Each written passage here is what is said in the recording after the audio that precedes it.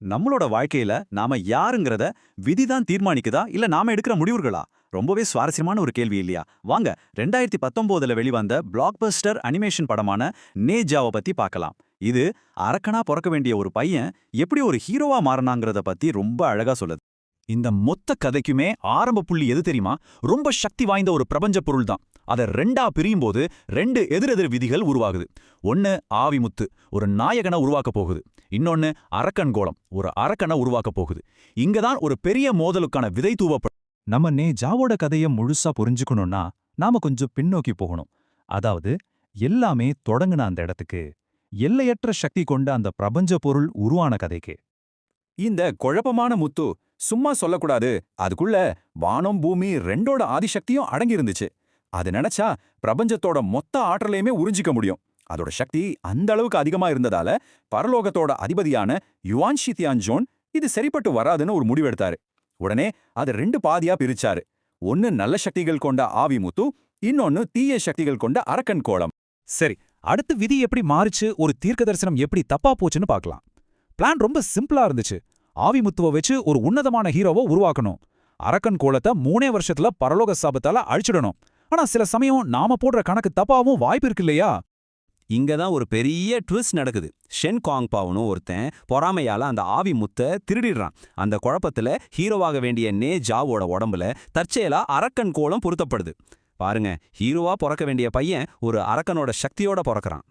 இப்போ நேஜாவோட நிலைமையை யோசிச்சு பாருங்க. பிறந்த அன்னிக்கே அவனோட டெத் வாரண்ட் எழுதப்பட்டாச்சு. அவனுக்கு உயிர் வாழ கொடுக்கப்பட்ட நேரம் வெறும் 3 வருஷம்தான். அதுக்கப்புறம் ஒரு பயங்கரமான பரலோக மின்னல் தாக்கி அவனோட வாழ்க்கை முடிஞ்சிடும். இதுதான் அவனுக்கு விதிக்கப்பட்ட விதி. அவங்களோட விதி இப்படி மாறினதால இந்த 2 பசங்களுமே எதிரெதிர் பாதையில வளர்றாங்க. 2 பேருமே ஒரு விதமான தனிமைய, ஒரு பெரிய பாரத்தை சுமந்துக்கிட்டு தான் வளர்றாங்க. ஒரு பக்கம் நேஜா அவனோட அரக்கத்தனத்தால ஊரே அவனை பார்த்து பயப்படுது, ஒதுக்கி வைக்குது. அவனுக்கு ஆறுதலா இருந்தது அவனோட அப்பா அம்மாவோட அன்பு மட்டும்தான். ஆனா அவங்களும் அவங்கிட்ட இருந்து உண்மையை மறைச்சு அவனை பாதுகாக்க போய் சொல்லிக்கிட்டு இருந்தாங்க. இன்னொரு பக்கம் ஆவோ பிங் திருடப்பட்ட ஆவி முத்தால பிறந்தவன். எல்லாரும் அவனை புகழறாங்க. ஆனா அவனுக்குள்ள ஒரு பெரிய பாரம் இருக்கு. அவனோட மொத்த டிராகன் இனத்தையுமே கடலுக்கு அடியில இருக்கிற சிறையில இருந்து காப்பாட்டி அவங்களுக்கு தெய்வீக அந்தஸ்தை வாங்கி தர வேண்டிய மிகப்பெரிய பொறுப்பு அவன் தோள்ல இருக்கு. அவங்க 2 பேரும் எதிரிகளா மாற வேண்டியவங்க. ஆனா விதி அவங்கள ஒரு இடத்துல சந்திக்க வைக்குது. எப்படின்னு பாத்தீங்கன்னா, ஒரு அரக்கன் கிராமத்தை தாக்குறான். அப்போ ஒரு சின்ன பொண்ணை காப்பாத்த நே ஜா சண்டைக்கு போறான். அதே நேரத்துல ஆவோ பிங்கோ அங்க வர 2 பேரும் சேர்ந்து அந்த அரக்கனை ஜெயிக்கிறாங்க. அன்னைக்குதான் நேஜாவோட வாழ்க்கையில முதல் முறையா அவனுக்கு ஒரு நண்பன் கிடைக்கிறான். அவ்வளவு அழகா உருவான அந்த நட்பு, ஆனா அது ரொம்ப நாள் நீடிக்கல. அவங்க பொறப்ப பத்தின உண்மை வெளிச்சத்துக்கு வரும்போது நண்பர்களே எதிரிகளா மாற வேண்டிய ஒரு சூழல் உருவாகுது. இப்போ ஒரு கேள்வி வருது. விதி பெருசா இல்ல நட்பு பெருசா? நேஜாவோட 3வது பிறந்தநாள் விழா, அவனோட வாழ்க்கையை கொண்டாட வேண்டிய அந்த நாள் ஒரு பேரழிவுக்கு மேடையா மாறுது. ஆமா, ஷென்கோங் பாவோ எல்லார் முன்னாடியும் அந்த ரகசியத்தை உடைக்கிறான். நேஜா தான் அந்த அரக்கன் கோலம், ஆவோ பிங் தான் ஆவிமுத்துன்ற உண்மையை சொல்லிடுறான். இது நேஜாவோட உலகத்தையே தலைகீழ புரட்டி போடுது. ஆவோ பிங்குக்கு தன் இனத்தை காப்பாத்த ஒரு பயங்கரமான முடிவு எடுக்க வேண்டிய கட்டாயம் ஏற்படுது. இத கேட்டதும் நேஜாவுக்கு எப்படி இருக்கும்? ஏமாற்றப்பட்டதா உணர்ந்து அவனோட முழு அரக்க சக்தியையும் வெளிப்படுத்துறான். இன்னொரு பக்கம் ஆவோபிங் தன் அடையாளத்தை மறைக்கிறதுக்காக அந்த ஊரையே ஒரு பெரிய பனிக்கட்டிக்குள்ள புதைக்க முடிவு செய்றான். 2 நண்பர்களும் எதிரிகளா மோத வேண்டிய ஒரு தவிர்க்க முடியாத சூழல் உருவாகுது. எல்லாமே முடிஞ்சு போச்சுன்னு நினைக்கிற அந்த இருண்ட நேரத்துல தான் ஒரு சின்ன நம்பிக்கை வருது. ஒரு அப்பாவோட தன்னலமற்ற அன்பு ஒரு பையனோட தேர்வை மாத்துது, அவனை ஒரு ஹீரோவா மாத்துது. அப்பதான் நேஜாவுக்கு ஒரு உண்மை தெரிய வருது. அவனை காப்பாத்துறதுக்காக அவனோட அப்பா தான் உயிரையே ஒரு மந்திரத்துக்கு தியாகம் செய்ய தயாரா இருக்காருன்னு. இத கேட்டதும் அவனோட மொத்த கோபமும் கரையுது. அப்போதான் அவன் சொல்றான், என் விதியை நானே தீர்மானிப்பேன். இந்த ஒரு வரிதான் படத்தோட மொத்த சாராம்சமே. அவனோட ஹீரோவா இருக்கணும்னு முடிவு பண்றான். அவனோட நண்பன் ஆவபிங்கோட சண்டை போடுறான். ஆனா அவனை அழிக்கிறதுக்காக இல்ல, அவனையும் அந்த ஊர் மக்களையும் காப்பாத்துறதுக்காக. கடைசியில ஆவோபிங்கும் ஒரு முடிவுக்கு வரான். விதியை விட நட்பு தான் முக்கியம்னு 2 பேரும் ஒன்னா சேர்ந்து அந்த பரலோக சாபத்தை எதிர்க்கிறாங்க. அவங்க உடல்கள் அழிஞ்சாலும் அவங்க ஆவிகள் ஒன்னா உயிர் வாழுது. அவங்களோட உடல்கள் அழிஞ்சு போயிருக்கலாம். ஆனா ஊர் மக்கள் அவங்கள அரக்கனாவோ டிராகனாவோ பார்க்கல. தங்களை காப்பாத்துன உண்மையான ஹீரோக்களா பார்த்தாங்க. முன்னாள் எதிரிகள் இப்போ அந்த ஊரோட நாயகர்கள். நேஜா, நம்ம கிட்ட ஒரு சக்தி வாய்ந்த கேள்வியை விட்டுட்டு போகுது. விதி நம்ம பாதியை தீர்மானிச்சாலும் நாம அதுல தான் நடக்கணும்னு அவசியமா? இல்ல அதை மீறி நாமளே நமக்கான பாதையை உருவாக்கிக்கலாமா? நீங்க என்ன நினைக்கிறீங்க? எல்லாருக்கும் வணக்கம். முதல் பாகத்தோட இறுதியில நேஜா தன்னையே தியாகம் பண்ணத நாம பார்த்தோம். ஆனா கதை அங்க முடியல. அந்த தியாகத்துக்கு அப்புறம் என்னாச்சு? நேஜா 2ல ஒரு புது வில்லன் எப்படி உருவாகுறான் வாங்க இதையெல்லாம் பத்தி இப்போ விரிவா பார்க்கலாம். கொஞ்சம் யோசிச்சு பாருங்க, உங்க உயிர் நண்பனோட ஆவி உங்க உடம்புக்குள்ளேயே இருந்தா எப்படி இருக்கும்? இந்த கேள்விதான் இப்போ நேஜாவோட வாழ்க்கையின் மையமா இருக்கு. இது அவனுக்கு ஒரு பெரிய பலமாகவும் இருக்கலாம், அதே சமயம் மிகப்பெரிய பலவீனமாகவும் மாறலாம். அந்த பெரிய தியாகத்துக்கு அப்புறம் நேஜா இனிமே பழைய ஆள் கிடையாது. அவனோட சக்தியும் ஆன்மாவும் இப்போ ரெண்டா பிரிஞ்சிருக்கு. இது அவனோட வாழ்க்கையை எப்படி மாத்த போகுதுன்னு பார்க்கலாம். தியாகத்துக்கு பிறகு நேஜாவோட உடம்பு மட்டும்தான் திரும்ப உருவாக்கப்பட்டிருக்கு. ஆனா அவனுக்குள்ள இப்போ அவனோட நண்பன் ஆவோ பிங்கோட ஆவியும் இருக்கு. நினைச்சு பாருங்க, நெருப்பும் பனியும் ஒரே உடம்புக்குள்ள இருந்தா எப்படி இருக்கும்? அந்த மாதிரி ஒரு பெரிய உள் மனப்போராட்டம் தான் அவனுக்குள்ள நடந்துட்டு இருக்கு. இந்த அசாதாரணமான நிலைக்கு பேரு தான் ஆவி பிணைப்பு. இது வெறும் பவர் மட்டும் இல்ல, ரெண்டு நண்பர்களுக்கு இடையேயான ஒரு பிரிக்க முடியாத ஒரு கனெக்ஷன். படத்தோட மெயின் வில்லனான உலியாங்க எதிர்க்க இவங்க ரெண்டு பேரோட கூட்டணி தான் ஒரே வழி. ஆனா இந்த புது பவரை டெஸ்ட் பண்றதுக்கான நேரம் ரொம்ப தூரத்துல இல்ல. அவங்களுக்காக ஒரு பயங்கரமான பொறி காத்துட்டு இருக்கு. அது அவங்க வாழ்க்கையே மாத்தப் போகுது.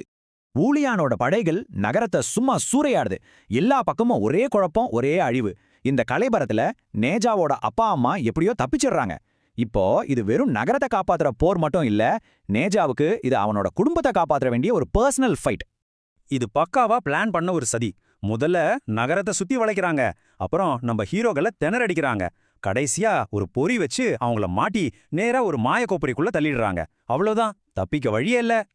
எல்லா நம்பிக்கையும் போன மாதிரி தெரியற இந்த நேரத்துல தான் ஒரு பெரிய தியாகத்திலிருந்து ஒரு புது சக்தி பிறக்குது. இதுதான் கதையோட போக்கையே தலைகீழா மாத்த போற ஒரு டர்னிங் பாயிண்ட்.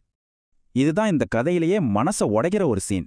தன்னோட பையனை காப்பாத்துறதுக்காக நேஜாவோட அம்மா அவனோட கண்ணு முன்னாடியே அந்த கொப்பரையில தன்னைத்தானே தியாகம் பண்ணி ஒரு சக்தி வாய்ந்த அமுதமா மாறிடுறாங்க. இந்த தாங்க முடியாத இழப்பு தான் நேஜாவோட மாற்றத்துக்கான நெருப்பா மாறுது. அந்த ஒரே ஒரு நொடியில தாங்க முடியாத துக்கத்துல இருந்த நேஜா அவங்க அம்மாவோட தியாகத்தையும் அந்த கொப்பரையோட நெருப்பையும் மொத்தமா தனக்குள்ள எடுத்துக்கிறான். இது அவனுக்கு ஒரு புது உடம்பு கொடுக்குது, முன்ன விட ரொம்ப சக்தி வாய்ந்த ஒரு உடம்பு. இது அவனோட மறுபிறவி, துக்கத்திலிருந்து பிறந்த ஒரு மறுபிறவி. நேஜா மாறினதுக்கு அப்புறம் சீனே மாறுது. அந்த பெரிய கொப்பரை நொறுங்கி போகுது.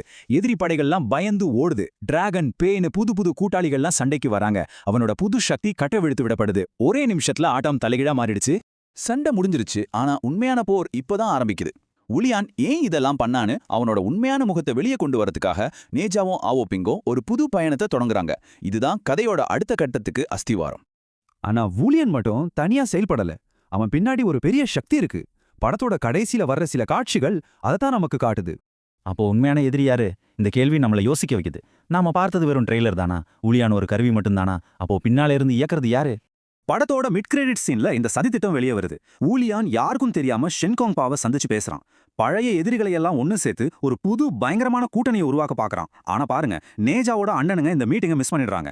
இது எதிர்காலத்துல நடக்க போற ஒரு பெரிய போருக்கான அறிகுறி. ஆக ஒரு பக்கம் நெருப்புல இருந்து ஒரு ஹீரோ திரும்ப பிறந்திருக்கான். இன்னொரு பக்கம் நிழல்ல ஒரு எதிரி உருவாகிட்டு இருக்கான். உண்மையான போர் இப்பதான் ஆரம்பிச்சிருக்கு. இந்த புது பெரிய ஆபத்தை நேஜா எப்படி சமாளிக்க போறான்? வணக்கம். இன்னைக்கு நாம பேச போறது 2019ல சீனாவையே திரும்பி பார்க்க வச்ச நேஜாங்கிற அனிமேஷன் படத்தை பத்தி தான். இது வெறும் ஒரு கார்ட்டூன் படம்னு நினைச்சிடாதீங்க. இது 16ஆம் நூற்றாண்டுல எழுதப்பட்ட ஒரு புராண கதையை எடுத்து இன்னைய தலைமுறைக்கு ஏத்த மாதிரி மாத்துன ஒரு பிரம்மாண்டமான படைப்பு. படத்தோட மையக்கரு ரொம்ப சிம்பிள், ஆனா ரொம்ப சக்தி வாய்ந்தது. பிறப்பாலேயே ஒரு அரக்கன்னு முத்திர குத்தப்பட்ட ஒரு பையன். அவன் தன் விதியை எதிர்த்து போராடி ஒரு ஹீரோவா முடியுமா? இதுதான் கேள்வி. இந்த உரையாடல்ல நாம வெறும் கதையை மட்டும் சொல்ல போறதில்ல. இதுக்குள்ள இருக்கிற விதி, சமூகம், ஒரு தனி மனுஷனோட தேர்வு, இந்த மாதிரி பெரிய விஷயங்களை எல்லாம் படம் எப்படி கையாண்டதுன்னு ஆழமா பார்க்க போறோம். சரியா சொன்னீங்க. இந்த கதையோட உண்மையான அழகே அந்த பழைய கதையை எப்படி புதுசா மாத்துனாங்கங்கிறதுல தான் இருக்கு. நன்மை தீமைங்கிறத கருப்பு வெள்ளையில பார்க்காம அதோட சிக்கலான பக்கங்களை காட்டுறது தான் இந்த படத்தோட பெரிய வெற்றி. சரி, ஆரம்பிக்கலாமா? ஆமா.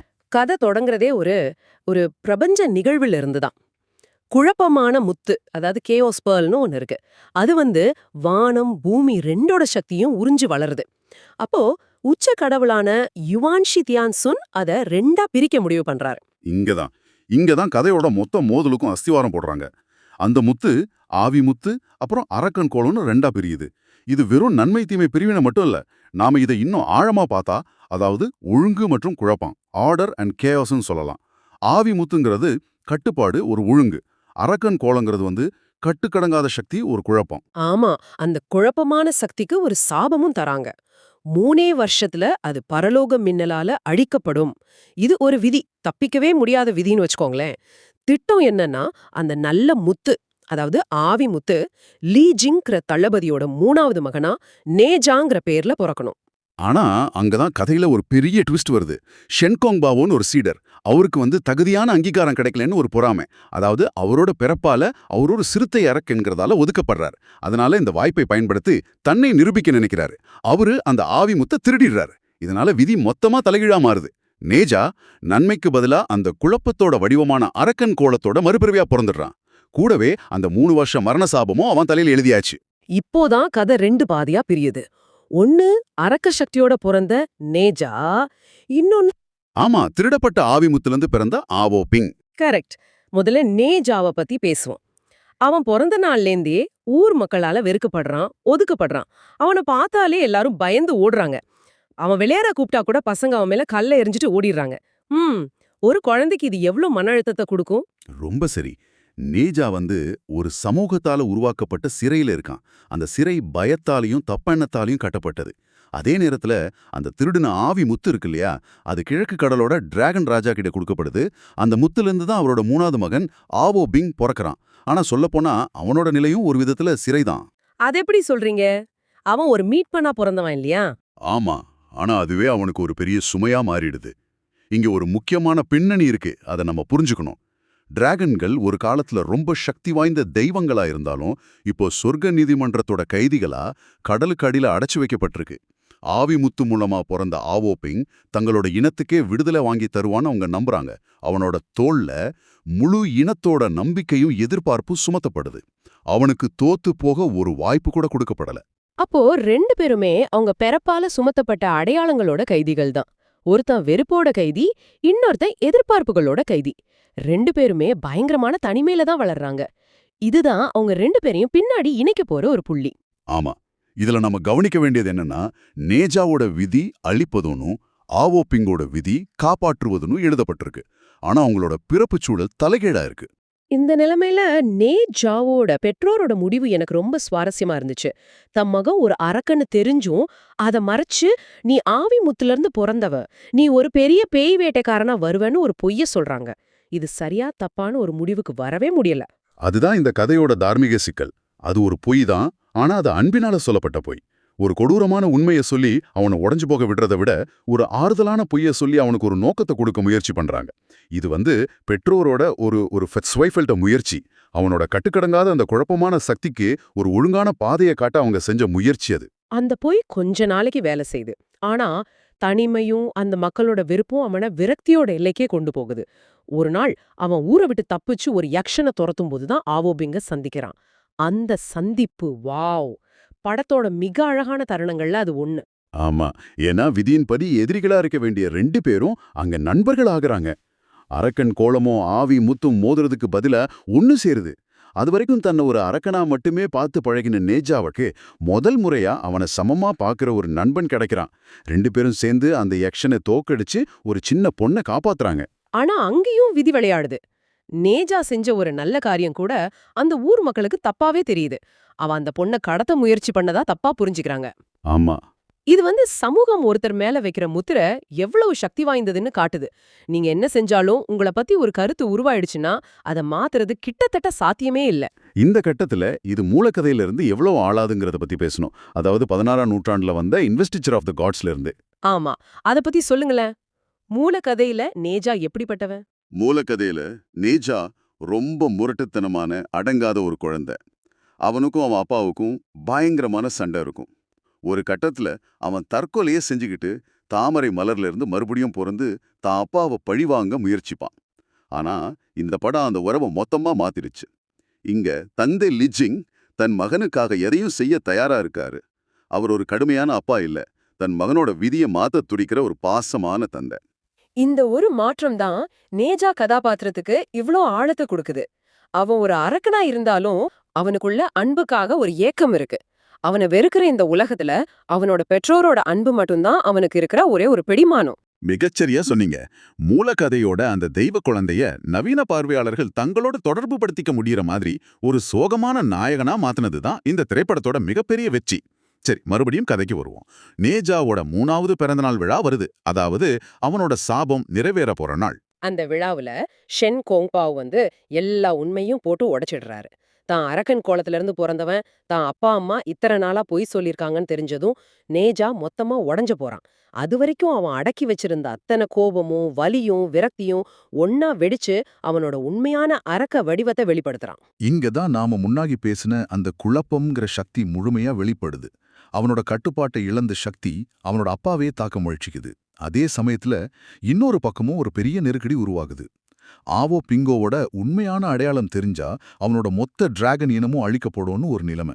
அதனால தான் இனத்தை காப்பாத்துறதுக்காக அந்த ஊர்ல இருக்கிற எல்லாரையும் ஒரு பெரிய பனிமலையால மூழ்கடிச்சு சாட்சிகள் அழிக்க அவன் முடிவெடுக்கிறான்.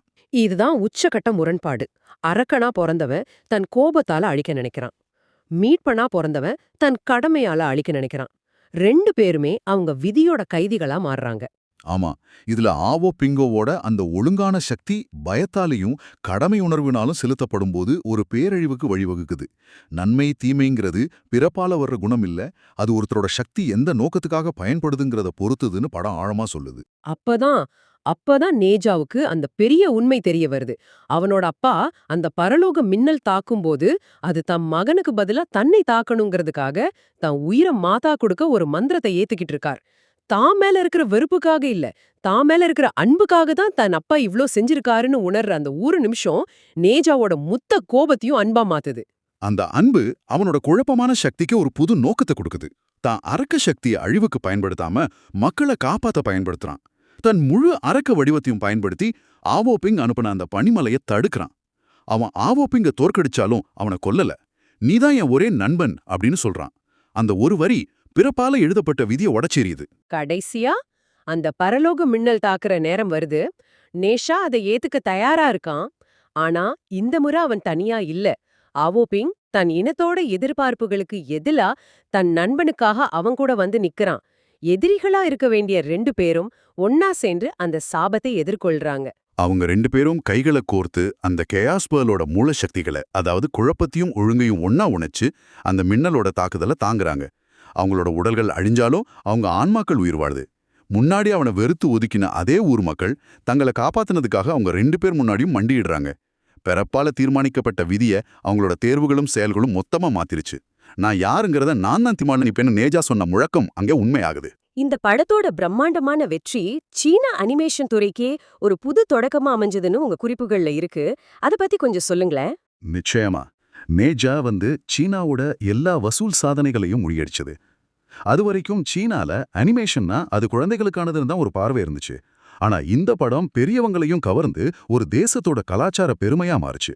இது ஹாலிவுட் படங்களுக்கு நிகரா தங்களோட சொந்த புராண கதைகளை நவீன தொழில்நுட்பத்தோடையும் ஆழமான உணர்ச்சிகளோடையும் சொல்ல முடியும்னு சீன திரையுலகுக்கு ஒரு பெரிய நம்பிக்கையை கொடுத்தது. அப்போ அரக்கனா பிறந்த ஒருத்தன் நாயகனாவும் மீட்பனா பிறந்த ஒருத்தன் அவனோட கூட்டாளியாவும் மாறுற இந்த கதை பிறப்பை விட செயல்களும் நாம தேர்ந்தெடுக்கிற உறவுகளும் தான் நம்மள யாருன்னு தீர்மானிக்குதுன்னு ரொம்ப அழுத்தமா சொல்லுது. ஆனா கதை இதோட முடியல. படத்தோட இறுதியில டிராகன் ராஜா தம் மகனுக்கு நடந்ததை நினைச்சு பழிவாங்க மற்ற 3 கடல் டிராகன் ராஜாக்களோடையும் சேர்ந்து சபதம் எடுக்கிறாரு. இது அடுத்த பாகத்துக்கான ஒரு தொடக்கம் மாதிரி. இது உங்களை ஒரு முக்கியமான கேள்வியோட விட்டுட்டு போகுது. நேஜாவும் ஆவோபிங்கும் அவங்களோட தனிப்பட்ட விதிகளை ஜெயிச்சிட்டாங்க, சரிதான். ஆனா இப்போ உருவாகி வர்ற ஒரு பெரிய தலைமுறையா தொடர்ற ஒரு இன மோதலோட விளைவுகள்லேருந்து அவங்களால தப்பிக்க முடியுமா? ஒரு தனிப்பட்ட மனுஷனோட மாற்றம் ஒரு பெரிய சமூக மோதலை தடுக்க போதுமானதா? இல்ல விதியோட அடுத்த அத்தியாயம் வேறொரு வடிவத்துல அவங்கள சோதிக்க காத்துக்கிட்டு இருக்கா? நேஜா 2 படத்தோட கதைக்களத்தை ரொம்ப ஆழமா அலச போறோம். ஆமா, இது 2019 வந்த நேஜா படத்தோட நேரடி தொழிற்சி. முதல் பாகத்தோட இறுதியில நேஜா ஒரு பெரிய தியாகம் செஞ்சது உங்களுக்கு ஞாபகம் இருக்கும் இல்லையா? கண்டிப்பா. இப்போ அதுக்கப்புறம் என்ன நடக்குது, கதை எந்த பக்கம் போகுது, கதாபாத்திரங்கள் எப்படி மாறுறாங்கன்னு நம்ம பார்க்க போறோம். இந்த குறிப்புகள் வெறும் கதை சுருக்கம் இல்ல, இல்லவே இல்ல. அதுக்குள்ள இருக்கிற ஆழமான அர்த்தங்களையும் திருப்பங்களையும் காட்டுது. உள்ள போய் பார்க்கலாமா? நிச்சயமா. இந்த கதை வெறும் சண்டை சாகசம்னு மட்டும் இல்லாம தியாகம், மறுபிறப்பு, அப்புறம் நட்புன்னு பல முக்கியமான விஷயங்களை தொடுது. குறிப்பா சொல்லணும்னா நேஜாவோட உடம்பு மட்டும்தான் மறுபடியும் உருவாக்கப்பட்டிருக்கு. ஆனா அவனோட உயிர் நண்பன் ஆவோபிங்கோட ஆவி அது அவனுக்குள்ளே இருக்கு. ஓ, அதுதான் இந்த கதையோட அஸ்திவாரமே. நடக்க போற எல்லா சம்பவங்களுக்கும் அதுதான் மையப்புள்ளியா இருக்க போகுது. சரி, அப்போ அங்க இருந்து ஆரம்பிக்கலாம். நேஜாவோட உடம்புக்குள்ள ஆவோபிங்கோட ஆவி இருக்குன்னு சொல்றீங்க. ஆமா. இதை எப்படி புரிஞ்சுக்கிறது? இது ஏதோ பேய் பிடிச்ச மாதிரி ஒரு விஷயமா, இல்ல ரெண்டு ஆன்மாக்களும் ஒரே உடம்புல சமமா வாழுதா? இல்ல ஏன்னா நெருப்பும் பனியும் ஒன்னா இருக்கிறதுங்கிறதே ஒரு பெரிய முரண்பாடாச்சே. இது ஒரு நல்ல கேள்வி. இது ஒரு சாதாரண ஆவி இணைப்பு கிடையாது. ஆவோ பிங்கோட ஆவி ஒரு விருந்தாளி மாதிரி இல்ல. அப்போ அது நேஜாவோட ஒரு பகுதியாவே மாறிடுச்சு. அதாவது 2 ஆன்மாக்களோட ஒரு கலவை. சரி, இது அவனுக்குள்ள ஒரு பெரிய போராட்டத்தை உண்டாக்கலாம். எது தன்னோட உணர்வு, எது ஆவோ பிங்கோட உணர்வுன்னு அவனுக்கே ஒரு குழப்பம் வர வாய்ப்பு இருக்கு. ஆனா அதே சமயம் அது ஒரு பலமாவும் இருக்கலாம் இல்லையா? மிகச்சரியா. இது அவனுக்கு இதுவரைக்கும் இல்லாத ஒரு புது பலத்தையும் கொடுக்குது. ஓகே, ரெண்டு ஆன்மாக்கள், ஆனா எதிரெதிர் சக்திகள். நெருப்பு, பனி. ஒரு சண்டை நடக்கும்போது இது எப்படி வேலை செய்யும்? அவன் தன்னைத்தானே எதிர்த்து சண்டை போட மாட்டானா? அந்த ரெண்டு சக்தியும் அவன் எப்படி ஒருநிலைப்படுத்தி பயன்படுத்துறான்? இங்கதான் விஷயமே இருக்கு.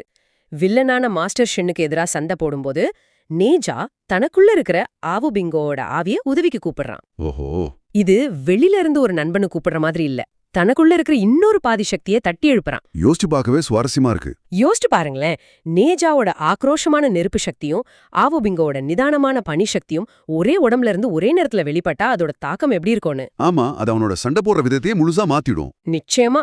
இதுதான் படத்தோட ஆரம்பத்துல ஒரு பெரிய ஆச்சரியமா இருக்கும். சரி, இந்த உள்மன போராட்டமும் புதிய சக்தி கலவையும் ஒரு சுவாரஸ்யமான தொடக்கம் தான். ஒரு ஹீரோக்குள்ள இவ்ளோ பெரிய குழப்பம் இருக்கும்போது அவனை சுத்தி இருக்கிற உலகம் எப்படி? அவனுக்கு வர வெளி சவால் என்ன? குறிப்புகள்ல உளியாங் பிரிவுன்னு ஒரு பேரை குறிப்பிட்டிருக்கீங்க. யாரு அவங்க? உலியாங் பிரிவுங்கிறது பரலோக படைகளோட தொடர்புடைய ஒரு சக்தி வாய்ந்த குழு. சரி, அவங்களோட நோக்கம் ஒண்ணுதான். செல்டாங் பாஸ் நகரத்தை மொத்தமா அழிச்சு தரைமட்டமாக்கணும். ஓ, இங்கதான் ஒரு சின்ன ட்விஸ்ட். போன படத்தோட வில்லன் மாஸ்டர் ஷென் இந்த இடத்துல ஒரு எதிர்பாராத காரியத்தை செய்றார். ஒரு நிமிஷம், மாஸ்டர் ஷென் நகரத்தை காப்பாத்த முயற்சி பண்றாரா? இது நம்புற மாதிரியே இல்லையே. ஆமா, போன படத்துல அவர்தானே எல்லா பிரச்சனைக்கும் காரணம். அவரேதான். அவர் உலியாங் பிரிவுக்கு எதிரா கடுமையா போராடி நகரத்தை காப்பாத்த முயற்சி செய்றார். அப்படியா? இதனால நேஜாவோட பெற்றோர் அந்த பெரிய அழிவிலிருந்து தப்பிச்சிடுறாங்க. இது ஷென்னோட கதாபாத்திரத்துக்கு ஒரு புது பரிமாணத்தை கொடுக்குது. ஒருவேளை அவன் முழுமையான கெட்டவன் இல்லையோன்னு தோணுது. ஆமா, ஒருவேளை அவனுக்குள்ளேயும் ஒரு நல்ல குணம் இருக்கும்னு நம்மள யோசிக்க வைக்குது. ஆனா அவரால முழுசா ஜெயிக்க முடியல. அப்போ பூலியாங் பிரிவு ஷென்னையும் மீறி உள்ள வந்துடுறாங்களா? ஆமா, இங்கதான் கதை ரொம்ப இருண்ட பகுதிக்குள்ள போகுது. சொல்லுங்க. உலியாங் நேஜாவோட நண்பர்களையும் மிக முக்கியமா அவனோட தாய் லேடி இன்னையும் பிடிச்சு ஒரு பெரிய கொப்பரையில போட்டுடுறான். கொப்பரையா? கால்ரன்னா? ஆமா, அது ஒரு சாதாரண சிறை இல்ல. அந்த கொப்பரையோட வெப்பம் உள்ள இருக்கிறவங்கள மெதுவா உருக்கி ஒரு விதமான தெய்வீக மருந்தா. ஒரு நிமிஷம், மருந்தாவா? ஆமா, அதாவது அமுதமா மாத்த ஆரம்பிக்குது. என்னது, அமுதமா மாத்துறதா? இது ரொம்ப கொடூரமா இருக்கு. ஆமா, தன் முன்னாடியே தன்னோட அம்மா கொஞ்சம் கொஞ்சமா உருமாறி அழிஞ்சு போறத ஒரு மகன் பாக்குறது நினைச்சு பார்க்கவே முடியல. இதுதான் நேஜாவோட வாழ்க்கையில உச்சகட்ட துயரமான தருணமா இருக்கும். இங்கிருந்து அவன் எப்படி மீண்டு வரப்போறான்? இது அவனோட உடல் ரீதியான போராட்டத்தை விட மன ரீதியான போராட்டம். அந்த துக்கமும் கோபமும் அவனை நிலைக்குலைய வைக்குது. ஆனா இங்கதான் ஒரு ஆச்சரியமான திருப்பம் நடக்குது. அவனோட மிகப்பெரிய பலவீனமா பார்க்கப்பட்ட அந்த கோபமும் துக்கமும் தான் அவனோட மிகப்பெரிய சக்தியா மாறப்போகுது. அது எப்படி சாத்தியம்? அந்த குறிப்புகள்ல சமாதி நெருப்பு பத்தி சொல்லியிருக்கீங்க. ஆமா, துக்கத்துல மூழ்கி இருக்கிற நேஜா அந்த கொப்பரையிலிருந்து வர்ற நெருப்ப தனக்குள்ள இழுத்துக்கிறான் இருக்கு. அந்த நெருப்பு அவனை அழிக்கதானே வேணும். அதுதான் இல்ல. எப்படி? அது அவனுக்கு சக்தியை கொடுக்கும். இது வெறும் ஒரு பவரப் இல்ல, இது ஒரு ஆழமான குறியீடு. அவனை அழிக்க அனுப்பப்பட்ட நெருப்பே அவனோட மறுபிறப்புக்கு காரணமா அமையுது. ஓஹோ, முதல் பாகத்தோட இறுதியில அவனுக்கு கிடைச்ச உடல் ஒரு அவசரத்துல உருவாக்கப்பட்ட முழுமையற்ற உடல். ஆமா, அது தற்காலிகமானது. ஆனா இந்த சமாதி நெருப்பு அந்த தற்காலிக உடலை முழுமையா திடப்படுத்தி ஒரு சக்தி வாய்ந்த வடிவத்தை கொடுக்குது. இதுதான் அவனோட உண்மையான மறுபிறப்பு. அடடா, அவனை மனரீதியா உடைக்க பயன்படுத்தப்பட்ட ஆயுதமே அவனை உடல் ரீதியா முழுமைப்படுத்துது. மிகச்சரியா. இது ஒரு அற்புதமான யோசனை. அதாவது அவனோட மிகப்பெரிய வழியை கொடுக்க நினைச்ச ஒரு விஷயமே அவனை முழுமையாக்குது. ஆமா, முதல் படத்துல அவனோட கோபமோ அழிக்கும் குணமோ ஒரு சாபமா பார்க்கப்பட்டுச்சு. ஆனா இந்த குறிப்புகளை பார்க்கும்போது அந்த எதிர்மறை உணர்வுகள் தான் இழப்போட நெருப்புல வார்க்கப்படும் போது அவனோட மிகப்பெரிய பலமா மாறுதுன்னு தெரியுது. கரெக்ட். இது அவனோட அடையாளத்தையே மாத்தி எழுதுற மாதிரி இருக்கு. அழிவின் நெருப்பிலிருந்து ஒரு புதிய சக்தி பிறக்குது. அப்புறம் இந்த மறுபிறப்புக்கு பிறகு நேஜாவும் அவனுக்குள்ள இருக்கிற ஆவோபிங்கோட ஆவியும் முழுமையா ஒருங்கிணைறாங்க. சரி, அவங்க 2 பேரும் சேர்ந்து டிராகன்கள் மற்றும் பேய்களோட உதவியோட அந்த கொப்பரைய உடைச்சிட்டு வெளியே வராங்க. வாவ். அவங்களோட அந்த ஒருங்கிணைந்த கோபத்தையும் புது சக்தியையும் பார்த்து பரலோக படைகளே பயந்து பின்வாங்குது. அந்த காட்சி நிச்சயம் தியேட்டர்ல மிரட்டலா இருக்கும். சரி, இந்த பெரிய சண்டைக்கு பிறகு என்ன நடக்குது? வூலியாங் தோற்கடிக்கப்பட்டானா? வூலியாங்கோட படைகள் பின்வாங்குறே தவிர அவன் முழுசா தோற்கடிக்கப்படல. ஓகே. சண்டை முடிஞ்சதும் ஆவோ குவாங், அதாவது ஆவோ பிங்கோட அப்பா, மிச்சம் இருக்கிற டிராகன்களை கூட்டிக்கிட்டு கடலுக்குள்ள ஒரு ரகசிய இடத்துக்கு போயிடுறார். சரி. ஆனா போறதுக்கு முன்னாடி ஒரு முக்கியமான முடிவெடுக்கிறார். என்னது? அவர் ஆவோ பிங்கோட ஆவிய நேஜா கிட்டேயே விட்டுட்டு போறார். அது ஏன்? தன் மகனோட ஆவி இன்னொருத்தன் உடம்புல இருக்குன்னு தெரிஞ்சும் அவனை மீட்க நினைக்காம ஏன் விட்டுட்டு போறார்? இதுல ஏதோ பெரிய காரணம் இருக்கணுமே. நிச்சயமா இருக்கு. ஒலியாங்கோட உண்மையான நோக்கம் வெறும் ஒரு நகரத்தை அழிக்கிறதில்ல. அதுக்கு பின்னாடி வேற ஏதோ இருக்கா? ஆமா, அதுக்கு பின்னாடி ஒரு பெரிய சதி திட்டம் இருக்குன்னு ஆவோ குவாங் புரிஞ்சுக்கிட்டாருன்னு நினைக்கிறேன். அந்த சதிய உலகத்துக்கு வெளிக்கொண்டு வரணும்னா நேஜாவுக்கு ஆவோ பிங்கோட உதவி தேவை. அதனாலதான் அவரோட ஆவிய அங்கே விட்டுட்டு போறார். அப்போ கதை வெறும் சண்டையில இருந்து ஒரு சதி திட்டத்தை கண்டுபிடிக்கிற புலனாய்வு பயணமா மாறுது. ஆமா, நேஜா ஆவோபிங் நட்பு தான் இந்த உண்மையை கண்டுபிடிக்கிற துருப்புச்சீட்டு. அப்ப கதை ஒரு ஆக்ஷன் படத்துல இருந்து ஒரு மிஸ்ட்ரி த்ரில்லரா மாறுது. ரொம்ப சுவாரஸ்யமா இருக்கு. அத்தோட கதை முடியல. இல்ல, நீங்க அனுப்பின குறிப்புகள்ல ஒரு நடுநிலை காட்சி, அதாவது மிட் கிரெடிட் சீன் பத்தியும் தகவல் இருக்கு. வூலியாங் ஒரு ரகசிய சிறைக்கு போறான். ஆமா, அங்க ஷென் காங்பாவும் அவரோட அப்பா ஜெங்டாவும் சிறைப்பிடிக்கப்பட்டிருக்காங்க. அவங்கள தன் பக்கம் சேர்க்க வூலியாங் முயற்சி செய்றான். ஆமா, இது வில்லனோட அடுத்த கட்ட திட்டத்தை காட்டுது. அவன் தன்னோட தோல்வியிலிருந்து பாடம் கத்துக்கிட்ட ஒரு புது, இன்னும் சக்தி வாய்ந்த கூட்டணியை உருவாக்க பாக்குறான். ஷென் காங்பாவும் முதல் பாகத்திலேயே ஒரு தந்திரமான ஆளு. ஆமா, அவனையும் அவன் அப்பாவையும் வூலியாங் தன் பக்கம் இழுத்துட்டா அது நேஜாவுக்கு ஒரு மிகப்பெரிய சவாலா இருக்கும். வில்லன் தனக்குன்னு ஒரு சூப்பர் டீம் உருவாக்குற மாதிரி இருக்கு. அந்த குறிப்புகள்ல ஷென் காங்பாவும் எப்படி ஜெயில்ல மாட்டினாருங்கிற ஒரு சின்ன வேடிக்கையான தகவலும் இருக்குது. ஆமா ஆமா, அது அவரோட குணத்தை சரியா காட்டுது. அவரோட காயங்களை கிண்டல் செஞ்ச ஒரு காவலாளிய தூங்கும்படி சபிச்சதால அவர் மாட்டிருக்கார். அப்படியா? ஆமா, இது அவரோட கர்வத்தையும் சட்டென்று கோபப்படுற குணத்தையும் காட்டுது. ஒரு சின்ன தப்பு எவ்வளவு பெரிய விளைவை ஏற்படுத்தும்னு இது ஒரு உதாரணம். கடைசியா இது ஒரு மர்மமான முடிச்சு. நேஜாவோட மூத்த சகோதரர்கள். ஆமா, ஜின்ஷா மற்றும் முஷா. அவங்க, அதாவது தெய்வீக சக்தி கொண்ட சியான்களான ஜின்ஷாவும் முஷாவும் வூலியாங்க சந்திக்க அழைக்கப்படுறாங்க. ஆனா அவங்க வர்றப்போ அங்க அவன் இல்ல. இது எதை குறிக்குது? இது ஒரு பொறியா, இல்ல இது வேற ஏதோ பெரிய திட்டத்தோட ஆரம்பமா? இது வரப்போற பெரிய மோதலுக்கான ஒரு முன்னோட்டம்னு சொல்லலாம். இது வரைக்கும் நாம நேஜாவோட அப்பா அம்மாவை மட்டும்தான் பாத்திருக்கோம். ஆமா.